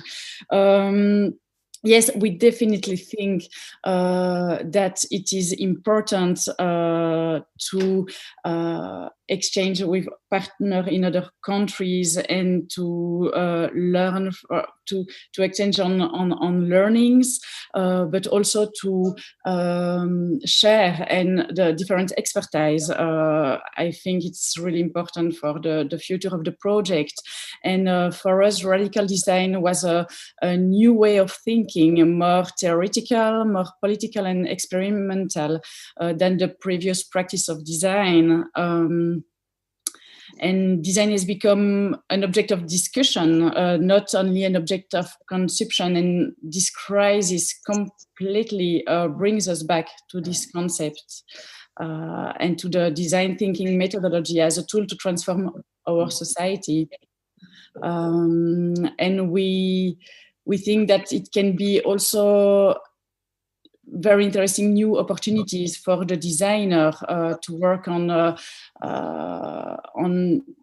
on projects that are more fair for our society with a more human approach. So definitely this is the future of design, I think, and we have to stand for radicality and change the way we see design as a tool of transition. So we shall have a minister of design in our several governments. Is that like the next step that we should go to have ministry of design? That would be fantastic. Okay, what do you think about the minister of design, Peter? And present yourself as the last guest speaker. So I'm Peter, and I've been an entrepreneur all my life. So spent many years as the mighty eagle at Rovio Angry Birds. So we built that into the fastest growing consumer brand ever. And then also in 2008 started Slush together with a few friends. So that's now the biggest and best startup event on the planet. This year, obviously not taking place in physical form, but last year we had about 20,000 people from 160 countries in Helsinki in November. And all of you who've been in Helsinki in November know that it's not the best time of the year necessarily to visit, that it's cold and it's dark and there's slush on the ground. So it's not the Silicon Valley, it's better. And it's better because we made it so. And I think that this is actually also part of kind of like doing things radically different. So if we kind of like look at the radical design and all of that, everybody else runs around and telling people that, oh, we are the Silicon Valley of this, we are the Silicon Valley of that. I mean, if you go to Beijing, they will tell you that they are the Silicon Valley of China. And the following day you're in Hangzhou and they will tell you the same. And then Tokyo will tell you that they're the Silicon Valley of Asia. So we decided to be a bit radical and actually like say that we're not the Silicon Valley. So that's why we won.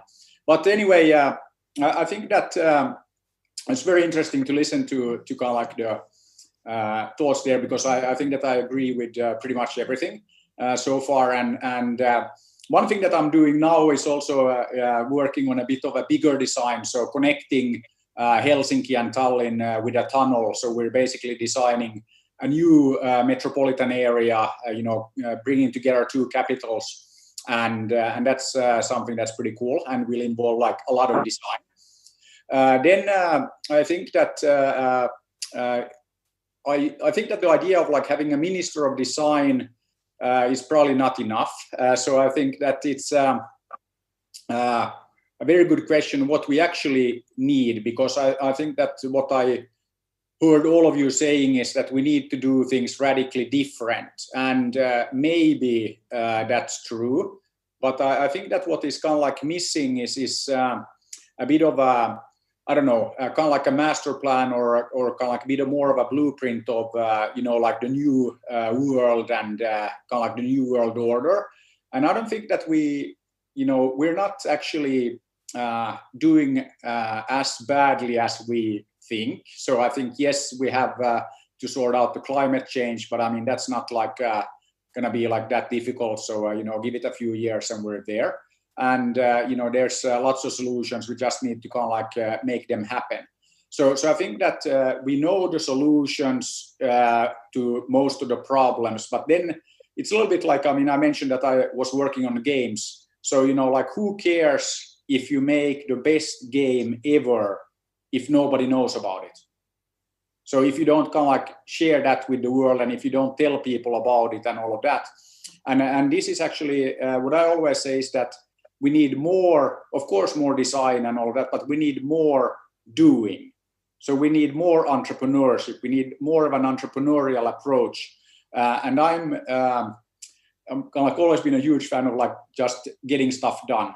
So yes, we need to design it, but if we have the best design, we have the best master plan, who cares if we don't execute on it? So I mean, like talking about climate change, talking about all the problems, we actually have to kind of like start doing something about those. And I think that's kind of like the biggest problem I see. Then I think that I'm looking at the governments and all of that, they are very, very fragmented. I mean, in some countries, you're just fine without having a government for like a very long time. So looking at you, Belgium. But anyway, so, I think that in many countries, that actually example that, if that's the case, why do we even need the government if, like things seem to be going fine without?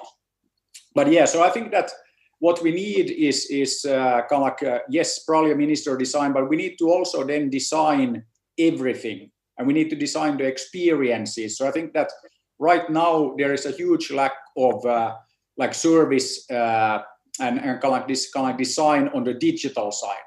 The world is becoming very, very digital. I mean, this is a great example of it. We're all here, like online. And I think that the COVID like pandemic has been fantastic for like bringing up a lot of these challenges that we haven't designed things like properly. And I think that is very clear when you look at most of the like digital services and all of that, especially offered by governments. So yeah, anyway, that's just some thoughts. So yes, we need the Minister of Design, but we probably need even more. And thank you to underline the surrealism of Belgium. We are known for that, and we are probably the champions in running a country without a governance. So yeah, but I think it's a very interesting kind of like like if you look at it, that then it brings up lots of interesting questions. No, absolutely. I'm still puzzled as well that, but that's something that crosses the mind of everybody, and although I'm a bit fed up to listen every day to news about the COVID, I think COVID has been a kind of accelerator. Sometimes I call it from the impossible. We all thought that it was impossible to live without traveling or to live back into our local communities, etc., etc. So it accelerated things that we mentally thought it was impossible. But then the question is always like, what will last after, or what will the world really be different in 2021? And we have now ourselves be forced. Well, forced. It was our own decision to continue, but to work on this hybrid model. Is that something that we should continue to promote? Do you think that in 2021, I would invite you, Eva or Lorenzo or Christoph, to participate to EduGrade 2.0, the next one? Do we go back to our all good practices, or do we continue to use a kind of hybrid approach to this program? What do you think, Lorenzo, Christoph, or Eva? Just Christoph, you want to jump on that? Yes, Alain. I think I was reading The Economist, to cite the sources, but the whole COVID crisis has had no impact, or less than 7% impact, on CO2 levels in our atmospheres, which means that we talk about that each individual should be aware about things, should change accordingly the behavior. But in the end, as we all did, it doesn't make a change. We have to tackle this on a much bigger scale. It's not only our individual responsibility. It's the responsibility of the big industry, it's the responsibility of law. And I think that this is what should change for the moment. It's on high level thinking, and there make structural changes. And I'm happy that Peter mentions Silicon Valley. I think, what has Silicon Valley been doing during the crisis? There was no quantum blah, blah, blah. There was no AI solutions. That's because there were bubbles on their own, industrial innovation bubbles apart from society. And I truly believe that in Europe, we can make a change there in the creation of new innovation models. And Ursula von der Leyen, President of the Commission, has been launching the Bauhaus ID, where you bring people and institutions together to create new changes, which is also a political decision. Both Bauhaus was also established before the Second World War, in a time of populism. So they had to close down. Today, we have the same problems. We are having ecological problems. We need to change our cities, but we also have problems with politics. So we can only hope that Europe, and I'm very pro-Europe, can change this. large consortia and laws and so on. But it underlines the fact that we need to tackle this, and I'm also, like you, a quite European lover and citizen. I believe that we, as a continent, we really have a role to play in this debate, but the interconnections between the different regions will remain important, because, like you say, at the local level, we can all start to operate differently, but we can only come to a result if we all fight it together. Eva, is that something that strikes you? Do you think that COVID will change forever the way you operate in Poland through your 4 locations, or how do you see that? And Lorenzo, I will come to you after as well. Yeah, I agree with Christoph that it has to be a bigger change, but I would still try to challenge everybody to start with own self, because I think it depends a lot. How far do we go with the earth? I think if we all decide on going vegetarian at the moment, and we will ask 5 others around us, then the world will step by step start to change. And I think that in March, where we were all nearly on the world suddenly locked down, it was a change that we all never assumed that will ever happen. Were we thinking last year that we will be locked down? No. So radical change appeared, and we had to be close, everybody all over the world at home. And actually, some of us even enjoyed it, right? Because we thought that we are finally at the closestness of nature, bringing deeper relation with the families. We suddenly had time for things we never had before. And I was even thinking that I will never go back to that period where I was working so heavily. And here I am back, and now I'm looking for new challenges and new solutions to my company and to people that work here. But I would still think that we should look for the quality of life. And does the quality of life depends on me traveling to Greece or to Italy and looking for sun, or I can find it just here locally? Does the happiness of life meaning that I need avocado in the morning, or I can find something local? So I would still, I think, go a bit back. I think we don't need to evolve all the time in the meaning of traveling, having more money, and consumptionism.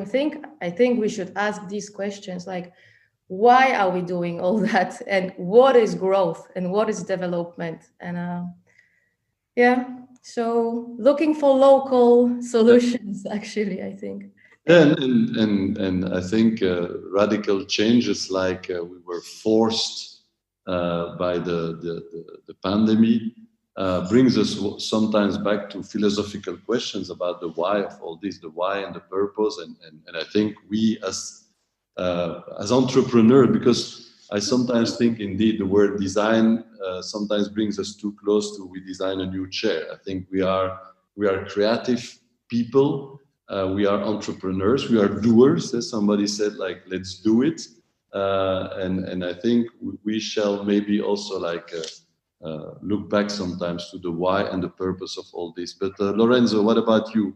Your life will change in 2021 after the COVID for you? Yes, sadly enough, it won't change. I mean, I think our brain is, thank God, is very quickly reactive and flexible to situation, and we get used to things rather quickly. So we get used to COVID and not to have COVID also very, very quick.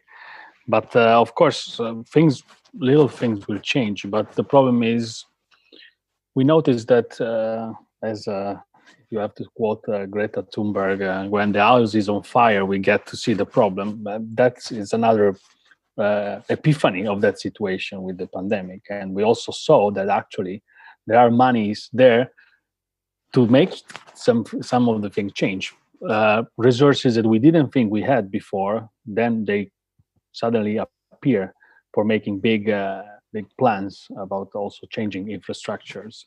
So how to approach that? Of course, yeah, I think I like whatever ends with the growth. You know, to me, it's always a big sort of paradox that the economic growth can be unlimited even if our planet is limited. So how that can happen, you know? So it's I think we have to kind of redefine the idea of growth in terms that it's something else than the economic growth, but what is growth in our life, how we can be more satisfied, how we can increase our happiness. There are other kind of level, and the way you measure those, you measure economy as well, like GDP. It's not really telling something about how happy are you in the end. So also changing the way we measure things, it's changing the reality itself. And I think the idea is there are different models. I mean, if we look at nature in the end, nature is a system that is a closed system that kind of grows, flourish, and then decay at some point. So there are flows of matters, flows of lives, energy. They're feeding each other, but they're also balancing out at the same time. So this concept of flourishing, like a flower that blossoms, but then goes back into something else that feeds something else or another life, that's, I think, a model that we can maybe learn from in a way to act in the limitedness of our condition. And those are, of course, ideas that are there already for at least 40 or 50 years. But when is the good moment to enact them, to execute them? Yeah, there will always be another crisis in the middle of our ways for not to see the big one that is actually happening in a few years. So that's a bit the challenge, I think. Do you think the house is burning? Do you have solutions, or do you think that the changing the GDP into a kind of measurement of happiness is maybe the next step we should evolve to? Well, coming from the happiest country in the world, yes, absolutely. I think we should. But maybe sort of looking at this from a slightly different perspective. If we were discussing sort of this, or Eva was also talking about this idea of staying local and slowing down, and that's possible. And then at the same time, we have these global challenges to solve. And I think sort of I think there's a lot of kind of dichotomies happening at the moment, where at the same time, everyone is becoming kind of like more protective and closing down borders, because that's how you know how to deal with the situation, is that you go kind of national and then go like, hey, this is how we run this now in our kind of community. And even within regions, like if we look at Australia, they're shutting down, they have different rules for like different states within one city, and I think that happens. Anyway, but that there's these sort of challenges that are taking us in different places. But I'm an eternal optimist and have like faith in the human condition from the perspective, and I think at the end of this we will come out smarter from the perspective that if you think about, for example, slowing down and moving to the countryside and working remotely from there, I think a lot of people in Finland, for example, are considering this option. And then when we do have the opportunity to meet face to face or to travel, then we actually make the most of it.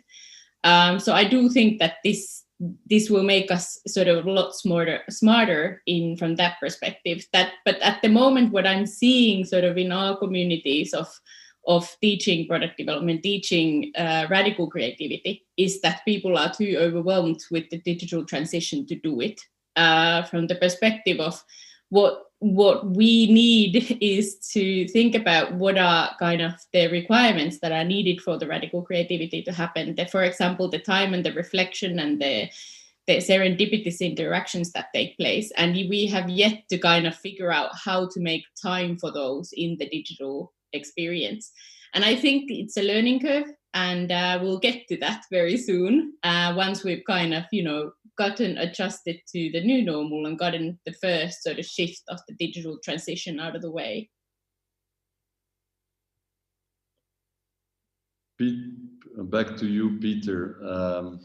What about your reflection on this, and how will you make serendipity happening in the digital world? Yeah, I think that's a very good question, and we need to create like the virtual coffee machines and like the virtual meeting spaces. And I think that we haven't really gotten very far in developing that yet. So I think there's a massive opportunity to do exactly that, and that's definitely one area where we'll need to design some cool new experiences. And I think that we can learn a lot from games in this as well. So I think that's one area where we have like amazing design. And I mean, looking at how our kids spend their time, playing Fortnite or Minecraft or whatever. But the key thing there, they're playing together, and there's a lot of that serendipity that is built into those like multiplayer experiences. So I think that again, games to the rescue, if you will. And we should then, talk to the people who design those experiences and bring that to kind of like even more mainstream than just, like the kids playing the games. So we can learn from that. And then, I think again, I personally think that this pandemic is, a really good, wake-up call for a lot of things. And it also shows us that, what I always say is that there are very few things that actually are impossible. And I mean, if I would have said last year that, yeah, of course, I mean, we're just going to like put all our kids and teachers online, and how long can it take, like a day or two max? And then, of course, everybody would have told me that, Peter, you're crazy, like you don't understand, it can't be done. It's impossible to get everybody online in a day. It's like so many things. And then when we had to do it, it happened. It wasn't perfect, but it took like a day or two. And then we had everybody, all the teachers, all the kids, all online. And we had, hundreds of millions of students that went through this. And it wasn't perfect everywhere. And there were huge problems, different parts of the world. But I think that this is, again, a great example of the fact that if we really want to do things, we can. But we are always very, very good at, yeah, but. And I still come back to what I said before, that, I mean, I really think that most of the time we're very good at coming up with excuses for not doing things. And from my perspective, they're just excuses, and you just like then have to kind of like keep at it and kind of like make it happen. So I think that this is, now with the pandemic, it actually has forced us to do a lot of things that we could have and should have done much earlier. So it's and that's also a bit of a, like a cliche, and, like we've heard that too many times, but I really think that the crisis is a fantastic opportunity. And that's what I kind of like enjoy about the current like state of affairs, that there's a lot of innovation happening because we have to. And it's always, there's no better reason than, force and, like must. Absolutely. But you raised, or you touched one aspect into all this systemic change or challenge that we are facing now. You raised the topic of education, and I think you, Dasha, you're educating people in the universities and schools. Do you think that we are, and this is sustainable, the way that we are operating now? Because I've heard and I read a lot of papers and interviews about the fact that this will really damage the education of the youth and the next generation. Do you agree with it? Do we need? Well, yeah, exactly. This is really hard. And actually, in the university where I teach in the interaction design department, and the groups are quite small. So we are with 10, 12 people per course per year. And that actually means that the education can still happen physically. But then those students who don't want to come, they can join online. And this is actually the hardest mode to teach, both to make two formats, because if all students are present physically, you do one thing, and okay, if all students are present online, it's a totally different mode. But if it's a hybrid, if it's a combination, that's for all the mentors and tutors really, really hard. But that's our reality, and we need to find ways of doing it, and also going a step back. And I also think it's relevant to education. This nice word, which I really like, is serendipity, and how actually it's a really good question how to bring it. And I guess that what we should really think of right now, we should think of ways to make the internet and technology in general more instinctive. And when it comes to instincts and senses, we have a huge problem when we come to technologies. And there are some nice projects which deal with that. And a good example of that is a project called The Smell of Data by the Dutch artist and designer Lian Weinsma, and she actually uses the sense of smell, and she learns from smell to trigger the topic. So basically the sense of smell helped us early humans to survive, but now that we don't more need to hunt and to gather food, and we had moved to digital environment, our noses can no longer warn us what happens. And actually, if we say that our reality is online, our noses cannot warn us what happens in the digital environment. So basically what she did, she created a smell which would inform the users about the leakage of data. It's quite a speculative project, but it really raises the question of what we as designers, what should we do? Because this online environment is unavoidable. What we can do just to think of ways how to make it more instinctive, more triggering our senses. Yeah. And students are also very busy with it. That topic really touches them. One of the students in the department is working on a project about the taste in the VR. So basically when we are in the VR environment, our taste senses are not activated. So she uses natural ways, but also digital ways to trigger the taste, which would correspond to what happens in the virtual reality. So I would say we need to take tools that we have and just find ways to use them. Also, another example which comes to my mind is a project of my friend, which is called Vivid Text by a German interaction designer, Annegret Bornemann. So it's a really simple thing which she did, but then it really makes a difference. So she uses the technology of facial recognition, and then she transforms that into chat. So basically what happens when we print our texts, when we print our diaries, or if we type something, then the font translates our emotions. So if we are angry, the letters start to shake. If we are smiling, then they suddenly become red or something like that. So the text really reacts on our emotions. And of course, we can't say that would be a substitute of real things, but still these are bridges that build connections between the physical and the digital realm.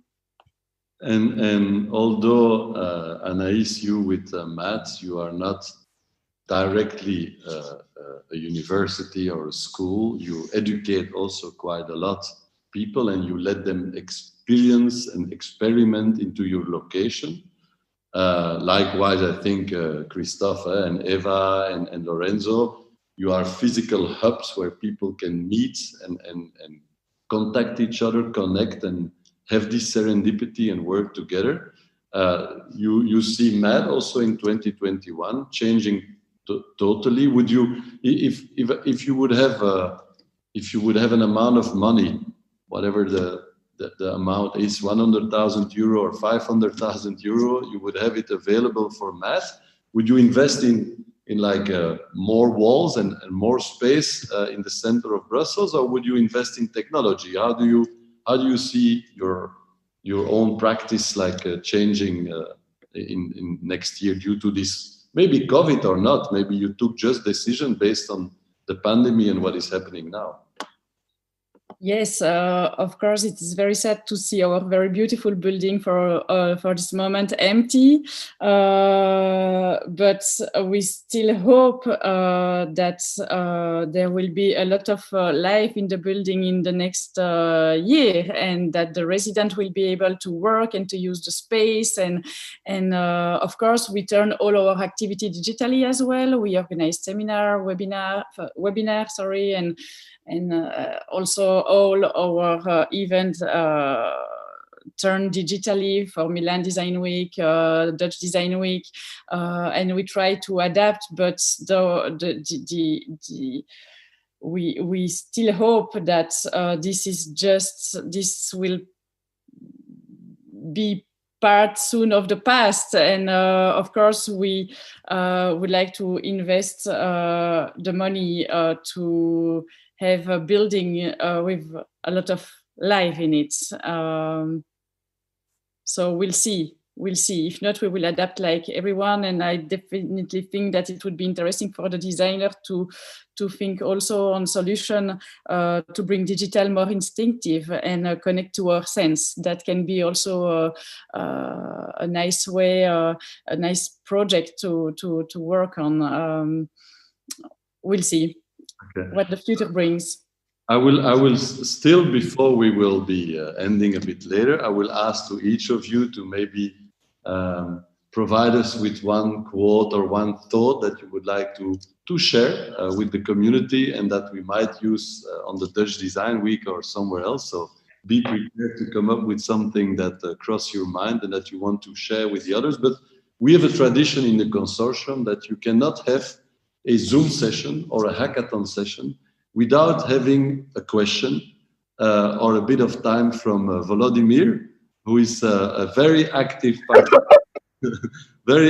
participant in our community, always like challenging us with questions. I saw already nearly 38 questions from him on the chat box. I will not go through all of them, but I would provide to you, Vladimir, maybe a bit of time to, if you want to address a question to one specific guest or maybe to all the guests to be answered, because I see in the chat that you're talking about it goes from capitalism to change to many different levels. So would you want to address a question to the guests? Over to you, Vladimir.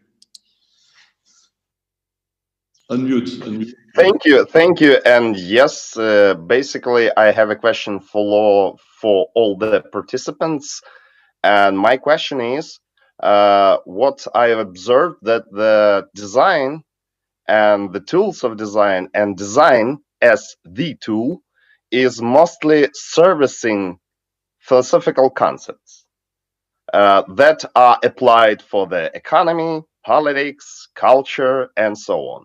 Maybe it is a proper time with all the 2020 stuff, maybe it is time to design the philosophy, the new philosophy, then many can agree and accept on. What do you think on that? Thank you. That's like a huge question, an interesting one. Who wants to start the answer to Vladimir? Christoph, I go to you. Yes, and then I can skip my saying. Okay.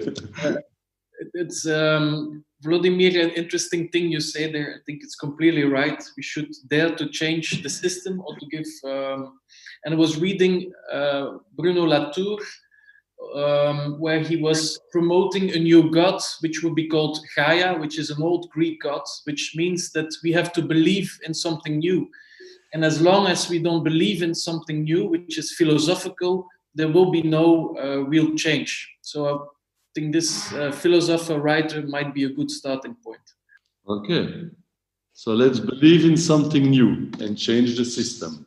May I ask something about the same subject? Yeah, go. Well, because we are talking about new philosophy and about radicalization. So I would like to take the subject a bit wider, because radicalization has a good part, but it also has a bad part. So where is the edge, and what the designers of artists can do about not to cross that edge.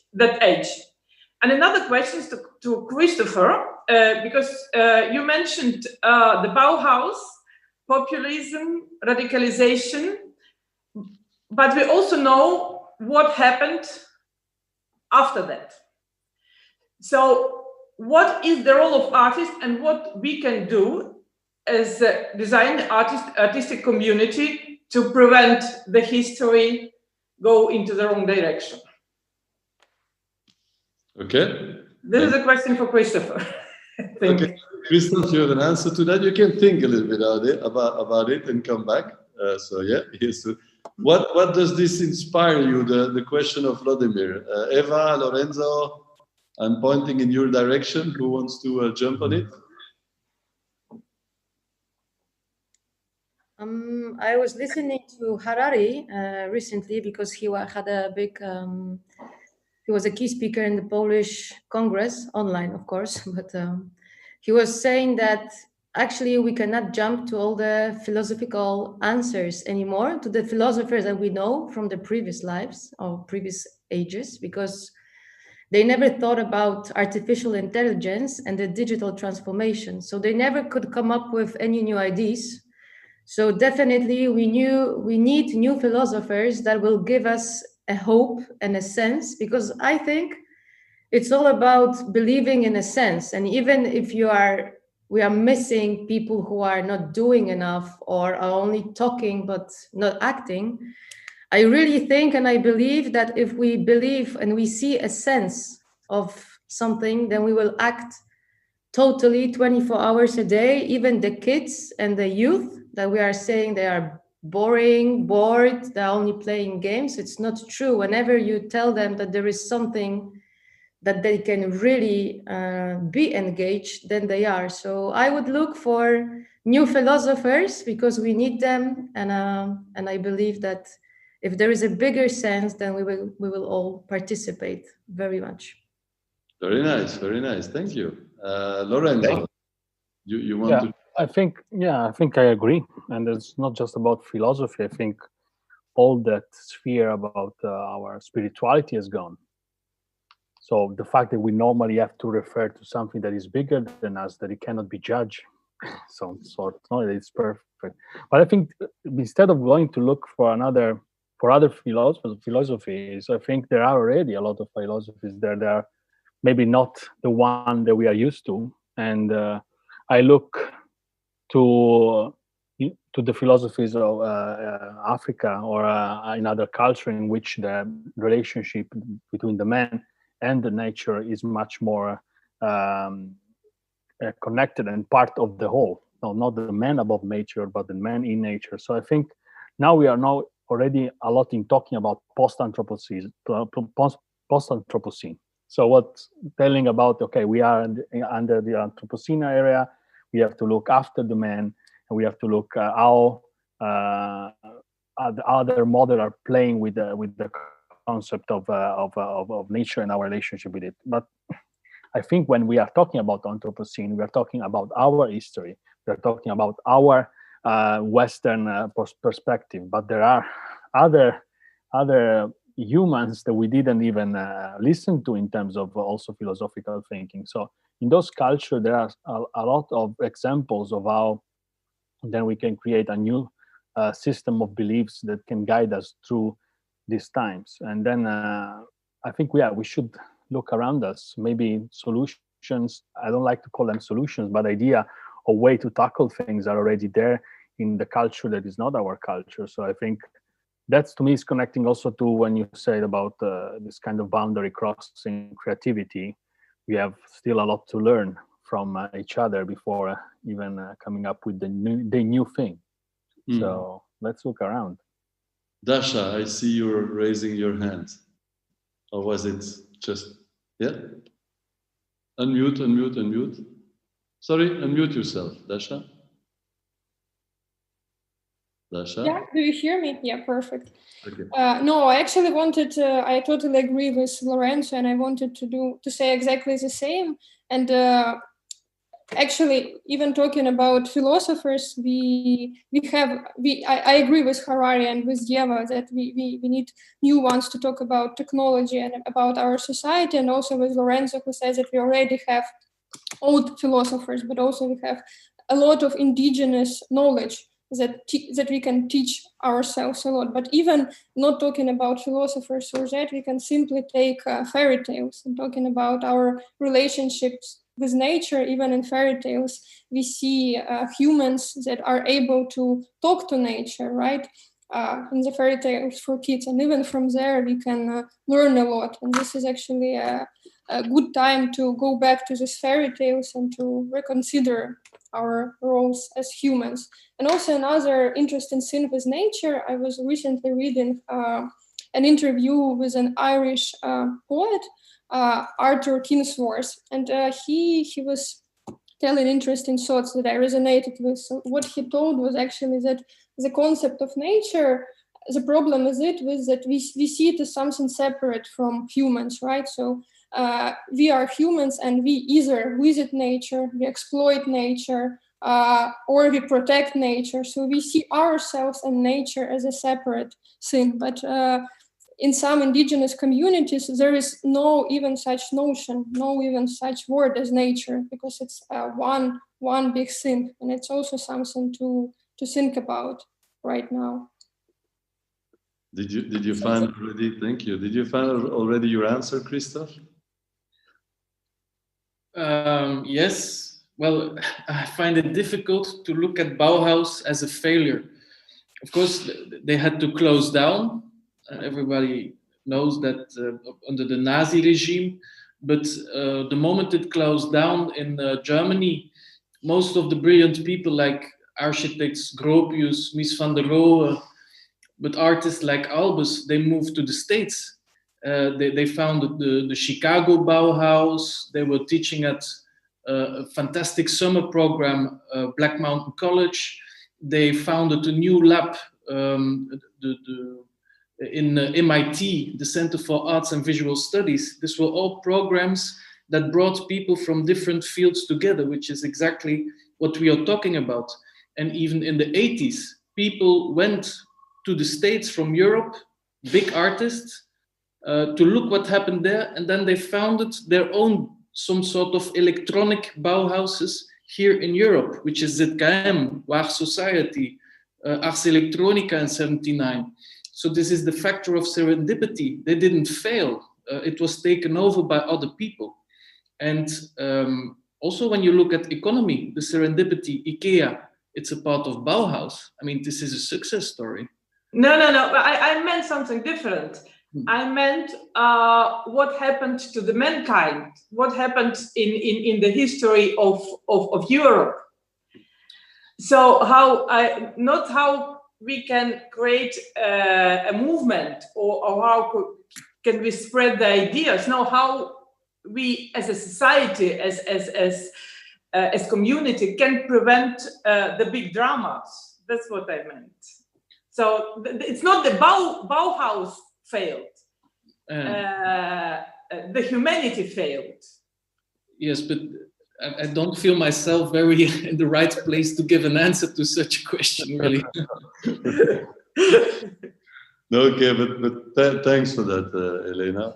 But if when I hear where we are now debating about and we talk about new philosophy, new concepts, like new way of thinking, new sense, what could be our role, like to Päivi or to Anaïs as well? It's more like, what is the role of our networks and our places? I think sometimes, and I still like that, I met in the 90s a professor, Joël de Rodney. He was always talking to me about collective and connective intelligence. But we could become like the resonance of that new way of thinking, because we are, I think, very resilient rebel type of organizations and places, and we could become the resonance, unless one of you will become our new philosopher, but we could also become like a kind of places of resonance of that new way of thinking. What do you think about that, Päivi? Yeah, I'd really like to jump in on this, because you mentioned the word resilience, because I think that's one of the key things that the radical creativity has to offer. So I believe to drive any type of change, you need this type of vision and the direction that, ideally we can source that from the philosophers and the great visions and so on.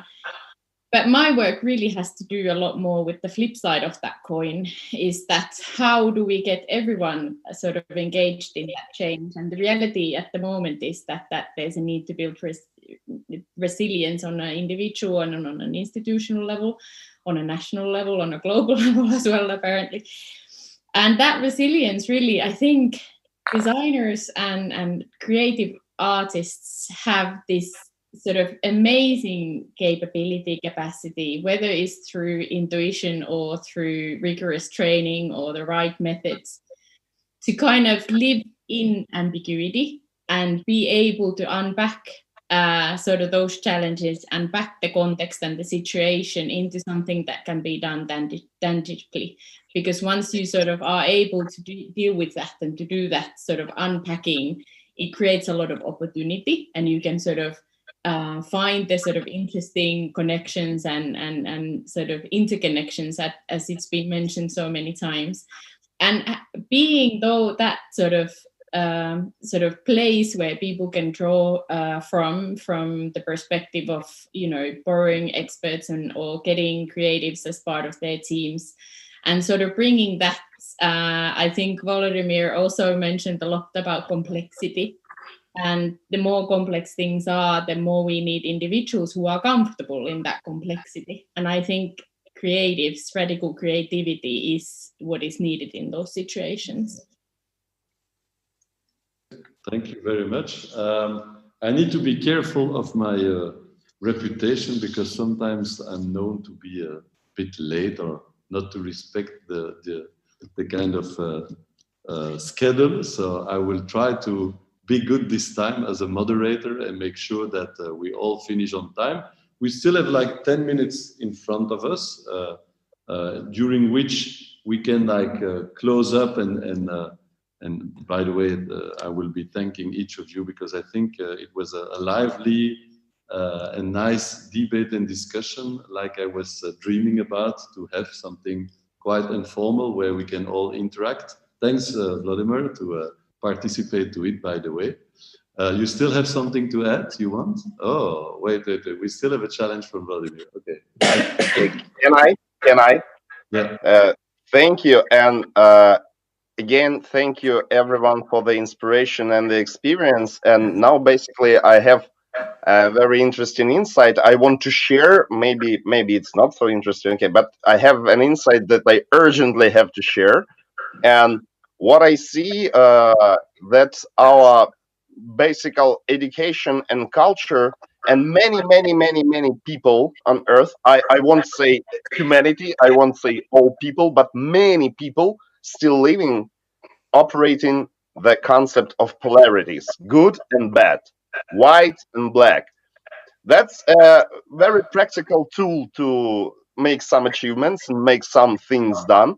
But maybe we should, from the early childhood, from the very kindergarten, from the very basic school, taught people the model that all things are good and bad are polar in comparative, in context.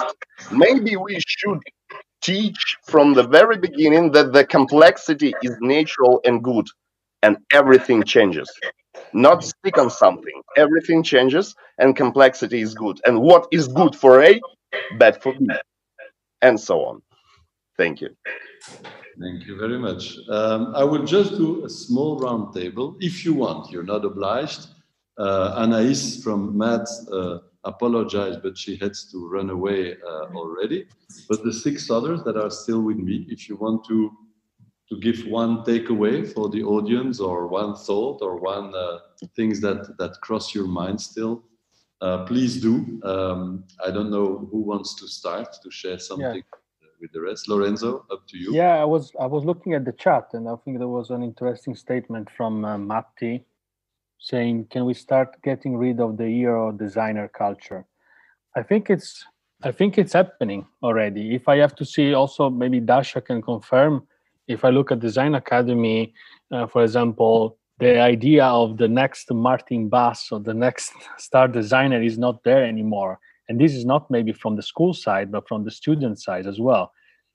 The people are getting back to work as groups, not as individuals, as part of the group, not with the ego kind of compensating on the hijacking a problem to create your own visibility. So I think this is something that maybe will change differently in different times in different countries. So maybe, I don't know, Matthew, where you are from, but I think in the Netherlands, this is already happening in that terms. And I think that's also aligning with what we talk, you know, like yeah, we are part of a collective, and it's difficult as a collective to work if there are egos involved, and that makes, yeah, maybe sometimes even impossible to do it sustainable, not just ecologically but also psychologically. So I think that's a good takeaway, especially because we are, I mean, the day is about also design in some way, and the problem we are dealing with. I think this is a nice attitude that we should all take in consideration when addressing those problems. Okay, Eva, something to share with the audience? Yeah, I think my insight would be that no matter where we are, okay, we are still Europe, but I think even if we would have somebody from Japan or Australia, we are dealing with very similar problems, and we are very similar at the end. So that's probably, I think, still an interesting thing, that we as humans are quite similar and the needs are quite the same everywhere. And at the end, we also have more or less the same opinions. Maybe next time it would be nice to have somebody who is triggering us a little bit more, so, and has a different perspective, because we seem to have quite similar opinions from the design branch or creative branch. And I also, I think, would like to refer to the Anthropocene, what Lorenzo was saying, that actually at the moment, the impact of human on Earth is not very positive.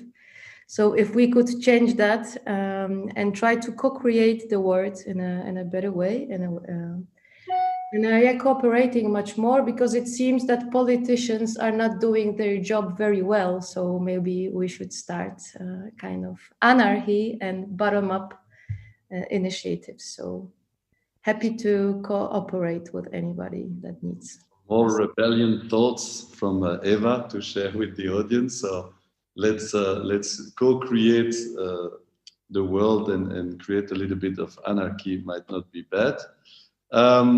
Peter, Christoph, or Dasha, Päivi, who wants to take the word?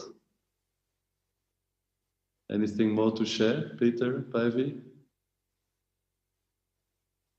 Christoph, you still have a thought? I think Peter is saying something, but we don't hear him actually. Peter, you will need to unmute because you're on mute. Okay. Yeah. Okay. Now you can hear me. So, yeah. So I think that I'm all for like starting smaller and bigger revolutions, like all over the place. So that's all fine by me. So I think that, but I think that it comes back to the kind of like doing things, and I think that there's not too much like stopping us from making things happen and changing things. So I think that that's also the only way to kind of create sustainable change is typically grassroots and really starting bottoms up. So I think that that's super important, and I mean that's what we see in many places as we speak, and I think that will continue. So it's again no excuse for not starting revolutions and not starting to do things. So I'm all for that. That's absolutely true. I think as well that you have seen resilient communities and places all over Europe popping up where people start to say we don't agree with what is happening at political level, like top down, but we are creating a new bottom up kind of movement, what is also something strong and good. So Christoph, we were interrupting you. You had something to still share? No, Alain, I think you have to start a new Bauhaus with all of us. Okay, we're gonna write that proposal. I take that down as a note. Päivi, Dasha, we still have 2 minutes, so over to you. Well, I can maybe go start. Dasha, okay, Päivi, go. Kind of, building on this idea that Peter has about the doing it. So it's all about sort of getting stuff done, and in that spirit also experimentation culture. So really just starting with experiments. So we talk about radical design and radical creativity, and people often tend to think that means something really, really big, but the only way how to get started with it is to start with something small, unpack it into a small experiment and start doing it, because that's also how you build your networks with who you do it with. And that's how you build the trust with the people that you are doing with, because only in that trust can you actually, I think, achieve that place where you are transferring those experiences and that sort of tacit knowledge that is required for the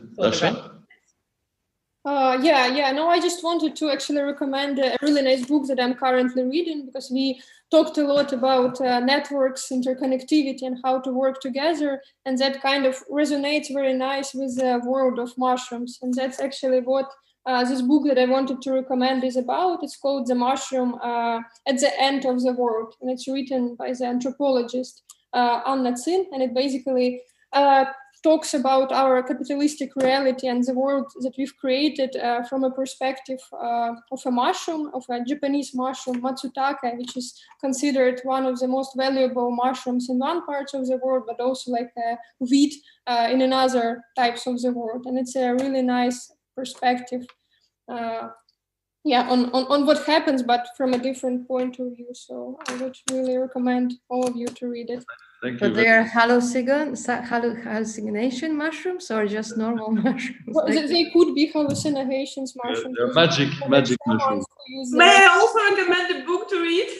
Yes. Yeah. Well, that's what I wrote in the chat. It's Karel Čapek. It's a Czech writer who in the 20s and 30s wrote a book, How Human Created Artificial Intelligence and How Artificial Intelligence Strikes Back.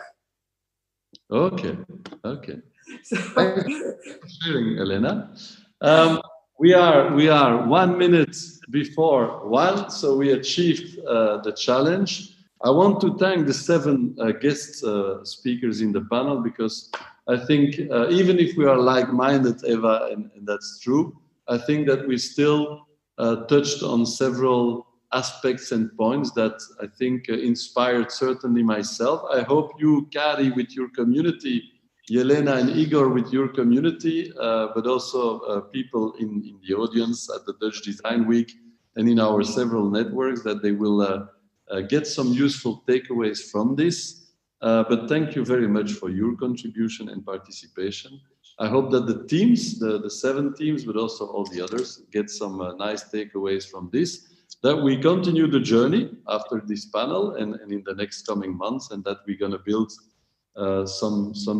maybe some new great ideas that will help our world to continue to be more resilient and come up with new solutions that we all need.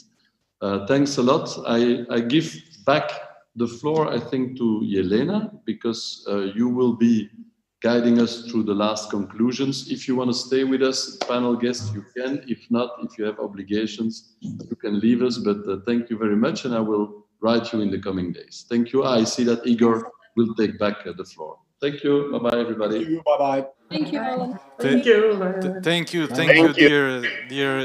dear speakers. Please don't leave us. I have 2 minutes, small sum up. And Igor, you are on mute. We don't hear you. Igor. Do you hear me, Alan? Alan, do you hear me? We hear you. Perfect. Alan, do you hear? You hear me, yeah? Yes.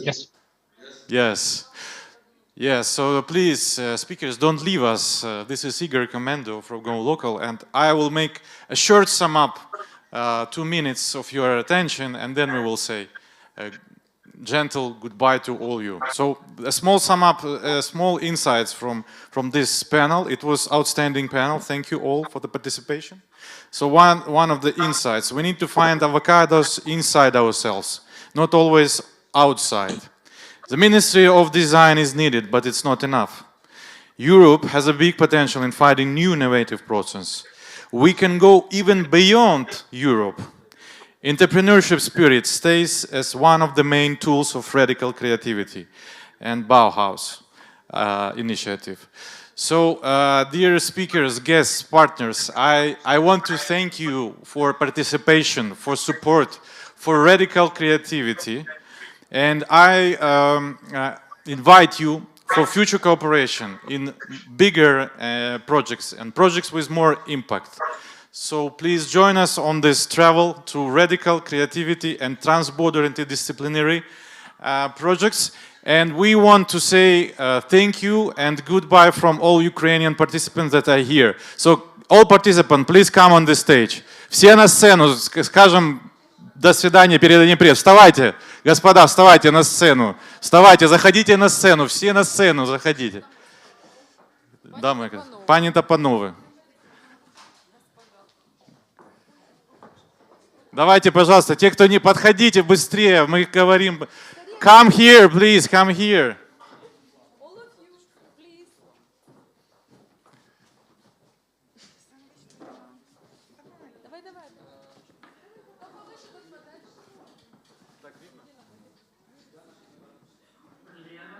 Yes. Thank you. See you soon. Ну, громче. Thank you, dear. Thank you to all of you. See you soon.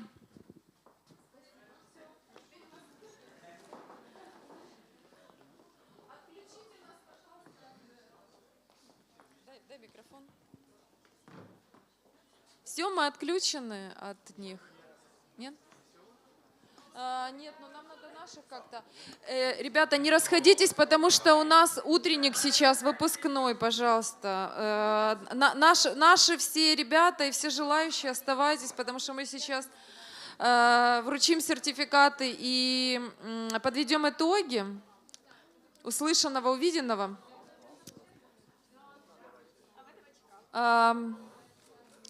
Я хочу предложить...